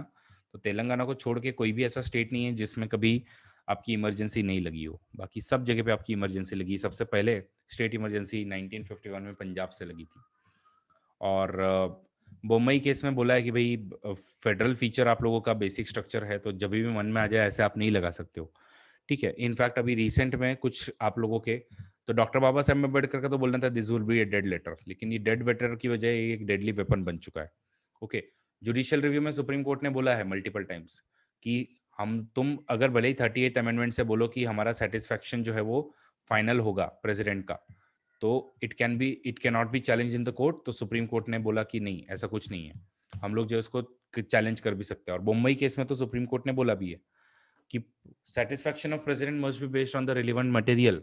ऐसा तुम्हारे मन में आ गया और तुमने लगा दिया, ऐसा नहीं चलेगा। और बर्डन ऑफ प्रूफ जो है वो सेंटर के ऊपर होता है कि तुम प्रूव करो कि एक्चुअल में ऐसी सिचुएशन थी जिसकी वजह से हमको लगाना पड़ा। Okay, the court can not go into the correctness of the material और its adequacy, but it can see कि वेदर एक्शन वाज रेलिवेंट और नॉट। और अगर इनको लगता है कि तुमने गलत तरीके से लगाया तो कोर्ट वापस से रिवर्स भी कर सकती है और दूसरी गवर्नमेंट को भी लेके आ सकती है। और समझो असेंबली को सस्पेंड किया था तो उसको वापस भी तुम रीस्टोर कर सकते हो। तो ये सब बातें जो वो मुंबई केस में 1994 में सुप्रीम कोर्ट ने ऑलरेडी बोल दिया था। तो कहाँ कहाँ पे अप्रोप्रिएट होगा और कहाँ पे नहीं होगा, इसके भी कुछ गाइडलाइंस आपके दिए हैं कि भाई अगर हंग असेंबली है कि किसी को मेजॉरिटी नहीं है तो उस समय, या फिर मेजॉरिटी पार्टी जो वो बोल रही है कि भाई मुझे गवर्नमेंट ही नहीं बनानी है, तो या फिर ministry resigns after the defeat और no party is willing to form the government, where the constitutional direction of the central government is disregarded, internal subversion हो गया है पूरा पूरा आप लोगों का। तो इन सब कंडीशन में अगर आप प्रेसिडेंट रूल लगाते हो या स्टेट इमरजेंसी लगाते हो, there will be no problem. लेकिन just because ministry resigns or it is dismissed on losing the majority support in the assembly and government recommends imposition without trying any other possibility, तो गलत है। फिर whether governor makes his own assessment, okay, और उसको लगता है कि हाँ भाई इसका फ्लोर टेस्ट नहीं लेते, मुझे लगता है इनकी मेजोरिटी गई है और प्रेसिडेंट को लगा दिया, तो गलत है। जो भी करना है फ्लोर पे टेस्ट लो। फिर उसके बाद में अगर ruling party just because centre में आपकी चेंज हो गई तो आप फट से वहां पे प्रेसिडेंट रूल नहीं लगा सकते। Internal disturbance not amounting to internal subversion और फिजिकल ब्रेकडाउन, माल एडमिनिस्ट्रेशन है तो एक बार जरा वार्निंग तो दो। तो ये सब जो है वो आपका कहा हुआ है। ठीक है, फिर आपका आता है फाइनेंशियल इमरजेंसी। फाइनेंशियल इमरजेंसी का तो और सिंपल है कि ग्राउंड्स आपके कि फाइनेंशियल स्टेबिलिटी एंड क्रेडिट अगर थ्रेटन्ड है, पार्लियामेंट्री अप्रूवल फट से हो जाता है आपका 2 महीने के अंदर में, और रिवोकेशन भी प्रेसिडेंट आपका कर सकता है। और इफेक्ट जो है वो आप आपसे सिर्फ 2 जगह पे होते हैं, एक यूनियन पे भी हो सकता है और एक स्टेट के भी फाइनेंसेस पे हो सकता है। तो स्टेट के फाइनेंसेस से तो आपको जो भी मनी बिल वगैरह रिजर्व करने बोल सकते हैं, किसी की भी सैलरी आपकी रिड्यूस करने के लिए बोल सकते हैं, तो वो आपका स्टेट के कंटेक्स्ट में हो गया। लेकिन यूनियन के कंटेक्स्ट में भी आप लोगों के जजेस ऑफ सुप्रीम कोर्ट है, हाई कोर्ट है, या any class of the person है, उन सब की भी सैलरी आपकी रिड्यूस की जा सकती है। अब तक एक बार भी हम लोगों ने कभी फाइनेंशियल इमरजेंसी लगाई नहीं है। We were on the verge of applying financial emergency in 1991, लेकिन नहीं लगाया हमने। ठीक है, तो फिर अभी इनके क्रिटिसिज्म वगैरह है कि ये अपने फेडरल कैरेक्टर को ब्लो कर देते हैं, प्रेसिडेंट जो है वो डिक्टेटर बन जाएगा, ये है वो है। बट ठीक है, कुछ लोगों ने इसको सपोर्ट किया है कि भाई नहीं चाहिए ही अपने को, क्योंकि अपने कॉन्स्टिट्यूशन को अगर बचाना है तो अपने को चाहिए। कुछ लोगों ने क्रिटिसाइज किया है, तो प्रोटागनिस्ट है और एंटागोनिस्ट है, तो ऐसे हम लोग इसकी रिलेशन को देख सकते हैं। ठीक है, तो यहाँ पे अपनी ये जो सेंटर स्टेट रिलेशन है वो भी अपनी कवर हो गई है। अब अपने को इंटर स्टेट रिलेशन देखना है और उसके बाद में सिर्फ लोकल बॉडीज जो है वो देख के अपना पूरा पूरा पॉलिटी का रिवीजन खत्म हो जाएगा। तो इंटरस्टेट रिवर में इंटरस्टेट इश्यूज में आपका यही आता है कि adjudication of interstate water dispute, coordination through interstate council, mutual recognition of public act record और ये सब, and freedom of interstate trade and commerce. तो 261 सबसे पहले तो public act record and judicial proceedings को बोलता है कि पूरे थ्रू आउट द कंट्री एक दूसरे को हम लोग रिस्पेक्ट देंगे, फुल फेथ एंड क्रेडिट देंगे। तो ये तो काफ़ी इजी चीज़ है। ठीक है, कि भाई किसी ने भी क्वेश्चन नहीं करना चाहिए, और तुमने अगर बोला है कि भाई हाँ हमारे पब्लिक रिकॉर्ड में ही लिखा है तो हाँ ये सही माना जाएगा। ठीक है, फिर inter state water dispute already हमने पॉलिटी के करंट अफेयर्स में बहुत डिटेल में हमने देखा है। फिर भी बता दूं, एक रिवर बोर्ड एक्ट बनाया और एक inter state water dispute act बनाया, जिसमें आप लोग अभी एड हॉक मैनर पे हम लोग ट्रिब्यूनल बना रहे हैं, बट इसमें अमेंडमेंट जल्दी ही आ सकती है, ठीक है। और एक्स्ट्रा जुडिशियल मशीनरी बनाई है कि जुडिशरी ने वहां पे इंटरवीन नहीं करना चाहिए, और ये अभी नदियां हैं जिन पे हम लोगों ने एड हॉक ट्रिब्यूनल अभी तक बनाए हुए हैं, ठीक है। फिर आप लोगों का इंटर स्टेट काउंसिल है, तो इसमें कौन कौन होते हैं मेंबर्स बस याद रखो। तो सरकारिया कमीशन ने बोला था बनाओ यार, कॉन्स्टिट्यूशन ने बोला है, तो फाइनली फिर आपके वीपी सिंह गवर्नमेंट ने इसको इनिशिएट किया और बनवा लिया।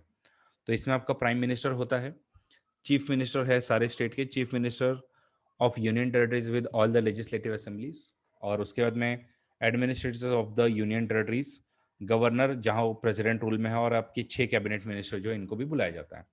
और इन लोग क्या करते हैं कि जो भी आपके इश्यूज हैं, तो रिकमेंडेटरी बॉडी है, बट इन्वेस्टिगेट आपके जो भी कॉमन इश्यूज हैं, कहीं कोई रिकमेंडेशन करना है और किसी मैटर पर डिलिब्रेट करना है, तो वो सब ये आपका इंटरस्टेट काउंसिल करता है। तो अगर यूपीएससी आपसे पूछे interstate council is a constitutional body, आपने आंसर देना है यस, ठीक है। और फिर फ्रीडम ऑफ ट्रेड जो है वो मेंटेन करने के लिए आप लोगों का एक ऑफिसर की पोजीशन वगैरह दी हुई है, कि लेकिन आज तक हम लोगों ने वो ऑफिसर अपॉइंट नहीं किया है, कि भाई एक देश है तो कोई भी आपके ऐसे बाउंड्रीज या बैरियर्स नहीं होनी चाहिए कि आप लोग ट्रेड नहीं कर सकते हो, अपने यहाँ पे फुल फ्रीडम होना चाहिए, ठीक है। सिर्फ कहाँ कहाँ पे हम लोग रेस्ट्रिक्शन लगा सकते हैं तो वो आपका पार्लियामेंट बताता है, और स्टेट लेजिस्लेचर यूजुअली नहीं लगाता, और अगर लगाए भी तो उसको प्रेसिडेंट से परमिशन लेनी पड़ती है, ठीक है। So this is about the inter state आपके जो रिलेशंस है। तो पहले सेंटर स्टेट रिलेशन थे, अभी इंटर स्टेट रिलेशन हो गए, और अभी इंटर स्टेट रिलेशन को और अच्छे से डेवलप करने के लिए हम लोगों ने जोनल काउंसिल्स बनाए, and these zonal councils are nothing but statutory body. Statutory body means what, means इनको आपके एक्ट से बनाया, और एक्ट का नाम है स्टेट रीऑर्गेनाइजेशन एक्ट 1956, जिसने northern, central, eastern, western and southern जो वो जोनल काउंसिल्स बनाए हुए हैं, ओके।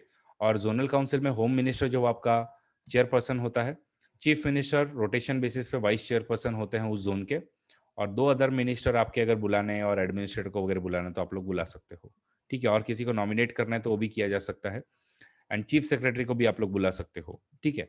और ये आपका वाइस चेयरपर्सन जो वो हर 1 साल में रोटेट होते रहता है, कि भाई ये रहेगा वो रहेगा। तो ऑब्जेक्टिव यही है कि इंटीग्रेशन, इमोशनल इंटीग्रेशन हम लोगों का बनाए। तो यही हम लोगों ने ध्यान दिया कि भाई हमारे नेचुरल डिवीजन पे, रिवर सिस्टम पे, means of communication, security, law and order वगैरह, इनके बेसिस पे हम लोग इनको डिवाइड कर लें, ठीक है। तो ऐसे अपने सारे जोनल काउंसिल जो वो अलग अलग बने हुए हैं। नॉर्थ ईस्टर्न का काउंसिल नहीं था, but north eastern council act 1971 से इसको बनाया हुआ है, जिसको 2 एडिशनल फीचर भी दिए हुए हैं, कि एक रीजनल प्लान बनाओ और उसको इम्प्लीमेंट भी करने की कोशिश करो। तो ये आप लोगों का नॉर्थ ईस्टर्न काउंसिल है, और यहाँ पे अपने सारे के सारे जितने भी centre state relation as well as inter state relation जो वो कवर हो चुके हैं। अब अपने को एक सिंपल और लास्ट टॉपिक जो वो खत्म करना है, और उसके बाद में अपना पॉलिटी पूरा खत्म हो जाएगा, वो है लोकल गवर्नमेंट। तो अब तक जो भी हम देख रहे थे वो यूनियन था, स्टेट पे था, लेकिन कभी हमने लोकल गवर्नमेंट की बात नहीं की। तो लोकल गवर्नमेंट भी जो है वो हम लोगों ने बनाई है। फॉर एग्जांपल, एक अगर पुणे का डिस्ट्रिक्ट अगर मैं लूँ, तो उस पुणे के डिस्ट्रिक्ट में आप लोगों को एक अर्बन एरिया दिखेगा, और बाकी ये डिस्ट्रिक्ट में आप लोगों का बाकी का जो भी एरिया है उसको रूरल एरिया बोलेंगे। तो रूरल एरिया का डिस्टिंग, रूरल एरिया का स्ट्रक्चर अलग हो जाएगा, अर्बन एरिया का स्ट्रक्चर अलग हो जाएगा। रूरल एरिया जो है उसमें क्या होता है, उसमें बेसिकली आप लोगों का पूरा जिला के लेवल पे आप लोगों का जिला परिषद होता है। फिर जिला को आपने तहसील में, अलग अलग तहसील में या तालुका में या ब्लॉक में डिवाइड किया, तो उसको हम लोग बोलते हैं फिर पंचायत समिति। तो तहसील पे आपको पंचायत समिति मिलेगी। और ये तालुका लेवल पे, और अगर आप लोग डीप डीप में जाओ तो आप लोगों को विलेजेस मिलेंगे। तो विलेजेस के लिए जो आपका है तो वो है ग्राम पंचायत। तो ग्राम पंचायत में यूजुअली 5 लोग आपके होते हैं, कि एक जो है वो आपका सरपंच होगा, और कुछ लोग जो होते हैं उसको हम लोग पंच बोलते हैं। तो ये सब मिलके ग्राम पंचायत बनाते हैं, और ग्राम पंचायत की जो लेजिस्लेटिव बॉडी है उसको हम लोग बोलते हैं आपकी ग्राम सभा, ठीक है, कि ग्राम सभा होती है। तो ये सरपंच और पंच फिर ग्राम सभा जैसा आपको बोले वैसा काम करती है, बट मेजर एग्जीक्यूटिव जो है वो आपके ये होते हैं। ये हो गया आपका रूरल स्ट्रक्चर। अब ये अर्बन, पुणे सिटी का जो सेंटर है उसका हम क्या देखें, तो उसमें आप देखते हो अर्बन एरिया क्या है, जैसे कि पीएमसी है और पीसीएमसी है, तो बहुत बड़ा है तो उसको डिवाइड कर दिया आपने। तो पीएमसी में भी अगेन आप लोग जो है उसको वार्ड्स में डिवाइड करोगे अलग अलग, और वार्ड्स में से आप लोगों के नगर सेवक जो वो जीत के आएंगे। ठीक है। तो डिपेंडिंग अपॉन कि ये अर्बन एरिया जो है वो कितना बड़ा है, अगर बहुत बड़ा है तो उसको हम म्यूनिसिपल कॉर्पोरेशन बोलेंगे, अगर थोड़ा सा छोटा है तो उसको हम म्यूनिसिपैलिटी बोलेंगे, उससे भी छोटा है तो उसको हम लोग नगर पंचायत बोलेंगे। तो कॉन्स्टिट्यूशन ये 3 टर्म्स देता है आपके, कि डिपेंडिंग अपॉन कि तुम कितने बड़े हो, और हर कोई जो है वो वार्ड्स में डिवाइडेड होता है, और वार्ड्स में से आपके ऐसे नगर सेवक जो जीत जीत के आपके म्यूनिसिपल काउंसिल में बैठते हैं। ठीक है। तो ये आप लोगों का एक थोड़ा सा ब्रीफ में स्ट्रक्चर है। तो पंचायती राज, तो इसका मेजर एम ही क्या था कि भाई हम लोग लोकल सेल्फ गवर्नमेंट जो इंडिया में आज तक पहले से ही एग्जिस्टेंस में रही है, और लोगों को और एम्पावर करने के लिए और रूरल डेवलपमेंट के लिए भी हम लोगों को ये चाहिए। तो इनफैक्ट शुरुआत ही आपकी बलवंत राय मेहता कमेटी से हुई थी। बलवंत राय मेहता कमेटी 1957 में जो आपकी बनी, और नवंबर में इन्होंने अपनी रिपोर्ट दी, बोला कि भाई डेमोक्रेटिक डिसेंट्रलाइजेशन अपने को करना है, तो उसके लिए क्या करें। तो 3 टियर की गवर्नमेंट बनाओ, एक आपकी ब्लॉक लेवल पे, जिला लेवल पे और विलेज लेवल पे, तो जैसे 3 बनेगी। और उसमें इनडायरेक्ट इलेक्शन जो ऊपर के लेवल पे करवाओ। इनडायरेक्ट इलेक्शन मतलब क्या? इनडायरेक्ट इलेक्शन मतलब कि विलेज लेवल पे जो इलेक्ट होके आ रहे हैं, तो सारे विलेजेस के लोग मिलके पंचायत लेवल के लोगों को, पंचायत समिति के लोगों को इलेक्ट करेंगे, और ये सारे लोग जो है वो आपस से आपके जिला परिषद के लोगों को इलेक्ट करेंगे। ये आपका ऐसे इनडायरेक्ट इलेक्शन बोला था, बट इंडियन कॉन्स्टिट्यूशन में ऐसा नहीं अडॉप्ट किया हमने। हमारे यहाँ पे जो रूरल एरियाज में रहते हैं, वो पंचायत के लिए अलग से वोट करते हैं, पंचायत समिति के लिए अलग से वोट करते हैं, और जिला परिषद के लिए अलग से वोट करते हैं। फिर स्टेट के इलेक्शन के लिए अलग से वोट करेंगे, और नेशनल इलेक्शन के लिए अलग से वोट करेंगे। तो 5 बार जो वो वोट करते हैं हमेशा। तो ये इनडायरेक्ट इलेक्शन का उन्होंने प्रस्ताव दिया था। फिर उन्होंने बोला ये प्लानिंग एंड डेवलपमेंट एक्टिविटीज जो वो भी इन बॉडीज को दे दी जाए। डिस्ट्रिक्ट कलेक्टर को चेयरमैन बनाओ, जेन्युइन पावर ट्रांसफर वगैरह करो, एडिक्वेट रिसोर्सेज भी ट्रांसफर करो। फॉलो अप में देखें तो सिर्फ राजस्थान है और कुछ आप लोगों के जो गवर्नमेंट है उन्होंने बनाया। तो सबसे पहले इनफैक्ट 2 अक्टूबर 1959 को नागौर डिस्ट्रिक्ट में राजस्थान ने इसकी प्रोविजन जो वो इम्प्लीमेंट करना शुरू किया। बट प्रॉब्लम यह है कि कुछ जो भी आपके आंध्रा वांद्रा जिन्होंने सबने इंप्लीमेंट किया, सबने अलग अलग तरीके का, किसी ने 2 टियर सिस्टम बनाया, किसी ने 3 टियर बनाया, क्योंकि रिकमेंडेटरी था। तो बोले एक कमेटी और बनाते हैं, क्या करें अब, टाइम पास करते हैं कुछ। तो दिसंबर 1977 में जनता गवर्नमेंट ने भी एक कमेटी बना दी। उन्होंने अगस्त 1978 में अपनी रिपोर्ट सबमिट की अशोक मेहता जी ने। उन्होंने भी वही बोला कि भाई 3 टियर की जगह मेरे को 2 टियर चाहिए, और हम लोग जो है वो पंचायत, मंडल पंचायत हम लोग बनाएंगे, रादर देन पंचायत समिति बनाने के या ग्राम पंचायत बनाने के, हम लोग पंचायत, मंडल पंचायत बनाएंगे। बट इनके रिकमेंडेशन कुछ स्टेट्स ने अगेन लिए और कुछ स्टेट ने नहीं लिए। इन्होंने बोला पॉलिटिकल पार्टीज को भी अलाउ करो, ऑडिट वगैरह करो इनका, न्याय पंचायत भी बनाओ, और SC ST को रिजर्वेशन भी दो। ये सब बातें इन्होंने ऑलरेडी कही हुई थी। फॉलोअप में वैसे ही जनता गवर्नमेंट आपकी गिर गई। कुछ स्टेट जैसे वेस्ट बंगाल, कर्नाटक है, इन्होंने इंप्लीमेंट किया, बाकी ने नहीं किया। फिर आपकी आई GV के राव कमेटी। GV के राव कमेटी का मेजर काम था कि भाई डेवलपमेंट एंड पॉवर्टी एलिवेशन पे क्या क्या आप लोग, इन लोगों ने काम किया है। उन्होंने बोला कि भाई ये तो ब्यूरोक्रेटाइजेशन हो गया है, जो आपका डेमोक्रेटाइजेशन होना चाहिए था वहां पे तो ब्यूरोक्रेसी आपकी पावर में आ गई है, और जो आप ग्रास रूट डेमोक्रेसी चाहते थे वहां पे ग्रास विदाउट रूट वाली डेमोक्रेसी आ चुकी है। तो बोले ये तो नहीं चलेगा, और जिला परिषद जो है उसको पाइवोटल इंपॉर्टेंस दो, डिस्ट्रिक्ट डेवलपमेंट कमिश्नर बनाओ, इलेक्शन जो है वो रेगुलर करो। तो ये सब उन्होंने बातें GV के राव कमेटी ने भी कही। ठीक है। तो अब फिर GV के राव कमेटी पे क्या हुआ, ये अभी आप लोगों को ज्यादा दिमाग लगाने की जरूरत नहीं है। फिर आई आपकी, उससे भी खुश नहीं थे LM सिंघवी। तो अब राजीव गांधी गवर्नमेंट ने LM सिंघवी कमेटी अपॉइंट की। बोला revitalisation of Panchayati Raj institution and democracy and development. तो इन्होंने भी बोला कि भाई कॉन्स्टिट्यूशन रिकॉग्नाइज करो, रेगुलर इलेक्शन करो, न्याय पंचायत बनाओ, विलेजेस जो है उसको रीऑर्गेनाइज करो, और ग्राम पंचायत जो है उसको मोर वायबल बनाओ। इन्होंने भी बोला ठीक है, बोले गवर्नमेंट बोले ठीक है। फिर थंगौन कमेटी बना दी 1988 में। तो sub committee on consultative committee on parliament, इन्होंने भी कुछ रिकमेंडेशन दे रहे। क्या बोले, बोले यही सबने जो पहले दिए थे, 3 टियर बनाओ, उसके बाद में आप लोगों का पंचायती राज बॉडी बनाओ, रिकॉग्नाइज करो। सिर्फ इनका 2-3 था कि भाई वुमन को रिजर्वेशन भी दो। SC ST की रिजर्वेशन तो पहले ही आपका बोल दिया था GV के राव ने। इन्होंने बोला भाई हमको वुमन को भी रिजर्वेशन दिलवा दो। तो बोले ठीक है, आगे क्या करें, और एक कमेटी बना देते हैं, बैठे बैठे बोर हो रहा है, गाडगिल कमेटी बना देते हैं। गाडगिल कमेटी फिर अब फाइनल कमेटी है 1988 की, जो बोले कि how best Panchayati Raj institution can be made effective.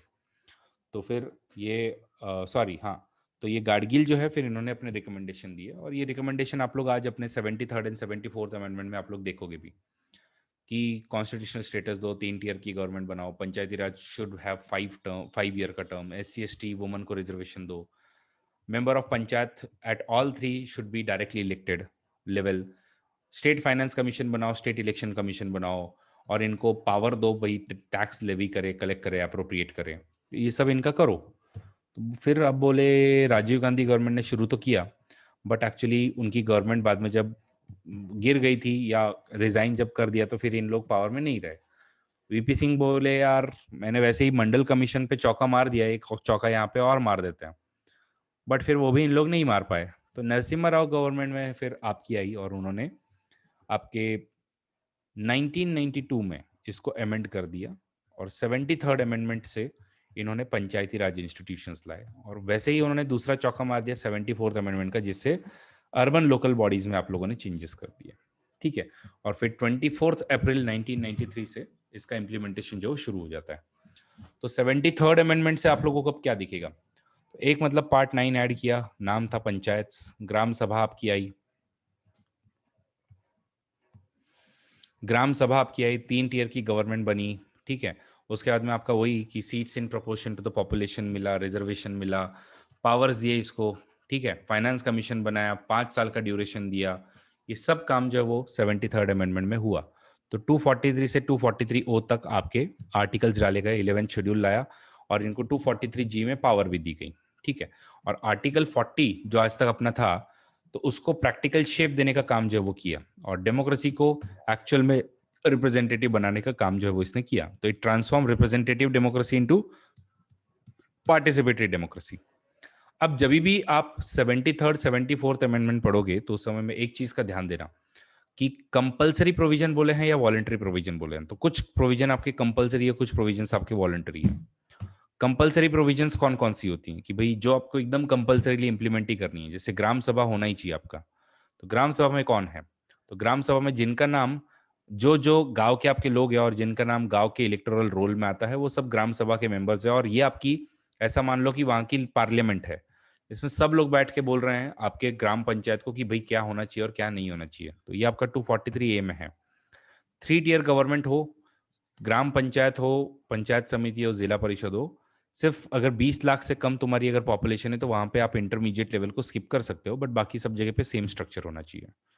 और इलेक्शन जो है वो सब लोगों का डायरेक्ट होना चाहिए, मतलब यहाँ पे भी डायरेक्टली इलेक्टेड, यहाँ पे भी डायरेक्टली इलेक्टेड, यहाँ पे भी डायरेक्टली इलेक्टेड। और इधर में आप लोगों का अब डायरेक्ट इलेक्शन हो गया जिला परिषद के, तो इन लोगों में से जो चेयरपर्सन होगा उसका उसका इनडायरेक्ट इलेक्शन होगा, और पंचायत समिति का भी जो चेयरपर्सन होगा उसका इनडायरेक्ट इलेक्शन होगा, ये भी लिखा है कॉन्स्टिट्यूशन ने। तो ये आपकी कंपलसरी प्रोविजन हो गई। लेकिन ग्राम पंचायत में आपका जो ग्राम पंचायत है या आपकी जो भी एग्जीक्यूटिव बॉडी होगी, तो उसका इलेक्शन कैसे होगा, डायरेक्ट होगा या इनडायरेक्ट होगा, सरपंच जो डायरेक्टली इलेक्ट होगा या इनडायरेक्टली इलेक्ट होगा, वो आपके स्टेट पर छोड़ दिया। तो यह क्या हो गया आपका, ये हो गया आप लोगों का वॉलेंटरी प्रोविजन। तो यहाँ आप लोग देख सकते हो कि chairperson of panchayat at the village level shall be elected in such manner state legislature will tell you. ठीक है, और बाकी लोगों पे चेयरपर्सन भी आप लोगों का कैसे होगा, वो आप लोगों का इनडायरेक्टली इलेक्ट होगा, और इधर में मेंबर जो वो आपके डायरेक्टली इलेक्टेड होंगे। तो देखो मेंबर और चेयरपर्सन में फर्क है। मेंबर मतलब इसमें सब लोग जो आ गए हैं वो मेंबर मेंबर मेंबर, और चेयरपर्सन जो वो आपका इन सब मेंबर का हेड जो होगा वो। ठीक है, फिर वुमन के लिए रिजर्वेशन है क्या है, तो वो बोला कि भाई 1/3 रिजर्वेशन दो, बट कुछ स्टेट ने आप लोगों के 50% रिजर्वेशन दे के रखा है, जैसे छत्तीसगढ़, हिमाचल प्रदेश, झारखंड वगैरह इन लोगों ने दिया। SC ST को उनके पॉपुलेशन के प्रोपोर्शन में रिजर्वेशन देना है, और अगर स्टेट गवर्नमेंट अगर चाहे तो बैकवर्ड क्लासेस को रिजर्वेशन दे सकती है, मतलब ओबीसी को रिजर्वेशन दे सकती है। मतलब क्या, this is also voluntary provision. ठीक है, ये कंपलसरी है SC ST को देना, और चेयरपर्सन को सॉरी वुमन जो है उसको देना, तो ये आपका कंपलसरी हो गया। लेकिन जो ओबीसीज हैं उनको आपका क्या कहते हैं, कंपलसरी नहीं है। ठीक है, फिर ड्यूरेशन कितना होगा, 5 साल का होगा, तो 5 साल का ड्यूरेशन है। बट अगर किसी रीजन से सपोज कोई भी ग्राम पंचायत या कोई भी लेवल पे अगर आप लोगों का इसको डिसॉल्व कर दिया जाता है, तो आपका जो भी नेक्स्ट जो बॉडी इलेक्ट होकर आएगा वो रिमाइंडर पीरियड के लिए ही रहेगा। मतलब क्या कि समझो आपका 2014 में ग्राम पंचायत इलेक्ट होके आया, ठीक है, और डिसक्वालीफाई उनके लोगों को कर दिया, बहुत करप्शन वगैरह सामने दिखा 2017 में, तो 2017 से भले ही इलेक्ट होके आया तो इसको पूरे 5 साल नहीं मिलेंगे, अब इसको सिर्फ 2 ही साल मिलेंगे, 2019 तक ही टाइम जो है मिलेगा। तो इसको सिर्फ रिमाइंडर पीरियड मतलब एक्सपिरेशन का ही मिलता है। क्यों? क्योंकि ग्राम पंचायत अगर हम पूरे इंडिया में देखें तो लगभग 2.5 लाख ग्राम पंचायत है, 6 लाख आपके पास में विलेजेस हैं। अब सब पे सबका इतना 2.5 लाख ग्राम पंचायत का ट्रैक आप लोग रख पाओगे क्या कि भाई कब कौन डिसॉल्व हो रहा है? Answer is no. तो इसलिए फिर इसका ड्यूरेशन रिमाइंडर पीरियड के लिए। डिस्क्वालिफिकेशन कैसे होगा? तो सिर्फ कैसे नहीं होगा पहले ये बताया और बाकी बोल दिया कि भाई स्टेट डिसाइड करेगा। तो एक मतलब है कि आप लोगों का 21 साल, तो ये थोड़ा घुमा फिरा के इन्होंने बोला है कि 25 साल के तुम नीचे हो लेकिन 21 साल के अगर तुम ऊपर हो तो आप डिस्क्वालीफाइड नहीं हो। मतलब सिंपल ये बोल रहा है कि मिनिमम एज तुम्हारी 21 साल है। 21 साल के ऊपर में अगर आप हो तो ग्राम पंचायत की किसी भी इलेक्शन के लिए लड़ सकते हो। फिर एक स्टेट इलेक्शन कमीशन बनाया जाए जिसका काम होगा स्टेट में जितने भी आपके पंचायत राज इंस्टीट्यूशन है या फिर अर्बन लोकल बॉडी है उनके election state election commission conduct करेगा। तो देखो यूनियन इलेक्शन कमीशन जो है या इलेक्शन कमीशन ऑफ इंडिया जो है वो आपके स्टेट के और यूनियन के मतलब एमएलए के और एमपी के इलेक्शन करवाएगा, और स्टेट इलेक्शन कमीशन आप लोगों के urban local body and rural local bodies के इलेक्शन करवाएगा। ऐसे ही आप लोगों का पावर्स एंड फंक्शन जो है वो आप लोगों के 243 जी में बोला है कि स्टेट लेजिस्लेटिव असेंबली आपको बताएगा कि क्या क्या पावर तुमको दिए जाएंगे, but majorly socio economic power जो है वो तुमको दिए जाएंगे। और ये 29 सब्जेक्ट जो 11th शेड्यूल में लिखे हैं उनमें से आप लोगों को कोई ना कोई पावर जैसे डिवॉल्व करना है। फाइनेंसेस, तो फाइनेंसेस का अगेन पहले तो स्टेट फाइनेंस कमीशन होगा जो अगेन जस्ट लाइक यूनियन बताएगा कि भाई जो भी तुम्हारे नेट टैक्स प्रोसीड आ रहे हैं तो उसका कैसे जो वो डिस्ट्रीब्यूशन हो सारे पंचायत और अर्बन लोकल बॉडीज में। उसके अलावा अगर कोई ग्रांट इन एड वगैरह देना है या और अगर कोई आपको पैसे वगैरह देने हैं या कोई टैक्स वगैरह असाइन करना है तो वो सब, तो ये सब जो है वो आपका स्टेट फाइनेंस कमीशन वहाँ पे डिसाइड करेगा। और फाइनेंसेस में आपको कैसे कैसे पैसे मिलेंगे, या तो ग्रांट इन एड मिल रहा है या फिर आपको ऑथराइज किया गया है कि भाई तुम ये वाला लो, या फिर तुमको कोई पैसा असाइन किया गया है, या फिर तुम लोगों को कंट्रीब्यूट किया जा रहा है। मतलब क्या कि यूनियन से और स्टेट से आप लोगों को जो है वो पैसे आ रहे हैं, तो वो भी हो सकता है। ऐसे इन लोगों को पैसे बेसिकली मिलते हैं। ऑडिटिंग इनकी ज़रूरी है, ठीक है, इसलिए ऑडिट का मैकेनिज्म आपका स्टेट लेजिस्लेचर डिसाइड करेगा। वैसे ही आपका किन किन यूनियन टेरिटरीज को एप्लीकेबल होगा, तो ये आप लोगों का प्रेसिडेंट जो है वो डिसाइड करेगा कि कहाँ कहाँ पे एप्लीकेबल होगा। कोई एग्जेम्प्टेड एरियाज है क्या? है नागालैंड, मेघालय, मिजोरम, तो ये पूरे स्टेट में ऑटोमेटिकली नहीं अप्लाई होगा। फिर उसके अलावा शेड्यूल्ड एरियाज जो है और ट्राइबल एरियाज जो वहाँ पे भी अप्लाई नहीं होगा। मणिपुर के हिल एरियाज में और दार्जिलिंग एंड वेस्ट बंगाल के जो दार्जिलिंग गोरखा हिल काउंसिल है वहाँ पे भी अप्लाई नहीं होगा। तो अब क्या करे कि क्या शेड्यूल्ड एरिया में अप्लाई करना है तो क्या करे? तो उसके लिए पार्लियामेंट ने बोला है, मतलब सॉरी इसने कॉन्स्टिट्यूशन ने बोला है कि आप पार्लियामेंट चाहे तो लॉ बना सकती है, और फिर इसीलिए लॉ बना दिया गया कि ये जो 5th शेड्यूल वाले जो आपके एरियाज हैं तो जिनको हम शेड्यूल्ड एरिया बोलते हैं, तो इन सब में हिमाचल प्रदेश, राजस्थान, गुजरात, मध्य प्रदेश, महाराष्ट्र, आंध्र प्रदेश एंड तेलंगाना, उड़ीसा, छत्तीसगढ़ और आप लोगों का झारखंड, तो इन सब में ये आपके 5th शेड्यूल एरियाज है। तो इन सब में इनका अप्लाई होगा क्या? होगा। तो इसमें क्या है भाई, इधर की जो ग्राम सभा है उसको ज़्यादा पावरफुल बनाओ, और ट्राइबल एरियाज में भी आप लोग जो पावर का डिसेंट्रलाइजेशन करो, यही बस इनका मेजर जो है वो एम है। ठीक है, तो ये आपका ऑब्जेक्टिव ऑफ एक्ट है और इसके फीचर्स आप लोग एक बार पढ़ लेना। फिर अगर कोई लॉ आपने ऑलरेडी बना के रखे तो वो एग्जिस्ट होंगे क्या, वो कंटिन्यू होंगे क्या? तो आंसर इज यस, वो आपके कंटिन्यू रहेंगे और इनके इलेक्टोरल मैटर में कोर्ट जो वो इंटरफियर नहीं करेगा। तो ये आप लोगों का बेसिकली पंचायत राज के इंस्टीट्यूशंस है। ठीक है, बाकी कंपलसरी प्रोविजंस क्या है और वॉलंटरी प्रोविजंस क्या है, ये आपके लक्ष्मीकांत में पीछे लिस्ट बनाई है, उस लिस्ट के थ्रू एक बार गो थ्रू कर लेना। और फाइनेंसेस इनको कैसे कैसे मिलते हैं, तो एक तो देखो भाई सेंट्रल फाइनेंस कमीशन पैसे दिलवाता है, स्टेट का फाइनेंस कमीशन पैसे दिलवाता है, लोन और ग्रांट इन लोग लेते रहते हैं और प्रोग्राम स्पेसिफिक पैसे मिलते हैं। बट अब तक हम लोगों ने यही देखा है कि इन लोग खुद का रिसोर्सेस जो है ज़्यादा जनरेट नहीं करते, इसलिए इनको हमेशा दान पे डिपेंडेंट रहना पड़ता है। तो ये कहीं ना कहीं थोड़ा सा यही रीज़न है कि जिस तरीके से आप लोगों का इफेक्टिव परफॉर्मेंस होना चाहिए था वो नहीं है। तो लैक ऑफ एडिक्वेट डिवोल्यूशन है, एक्सेसिव कंट्रोल बाय ब्यूरोक्रेसी है, टाइड फंड्स है, overwhelming dependency on government funding है, और खुद के फिजिकल पावर यूज नहीं करना।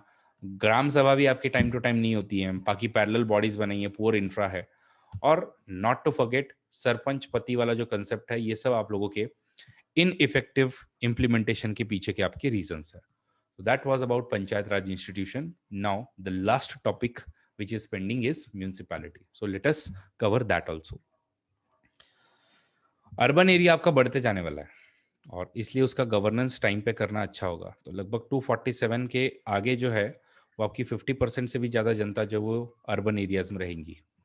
तो आज पिछले जो सेंसस है उसके हिसाब से 31% जनता अर्बन एरिया में रहती है और अभी तक जो हम लोगों ने सुना है मेरे हिसाब से एक 35 से 36% जनता जो अब आ चुकी होगी अर्बन एरिया में। तो अर्बन एरिया में आपका आएगा, अर्बन एरिया किसको बोलते हैं? अर्बन एरिया या तो अर्बन लोकल गवर्नमेंट है या फिर 5,000 से ज़्यादा की पॉपुलेशन है, 75% लोग जो है वो आप लोगों के इन्वॉल्व है किसी न किसी नॉन एग्रीकल्चरल एक्टिविटी में और मेल पॉपुलेशन और 400 पर स्क्वायर फीट से भी ज़्यादा अगर आपकी डेंसिटी है तो उन एरियाज को हम लोग अर्बन एरिया बोलते हैं।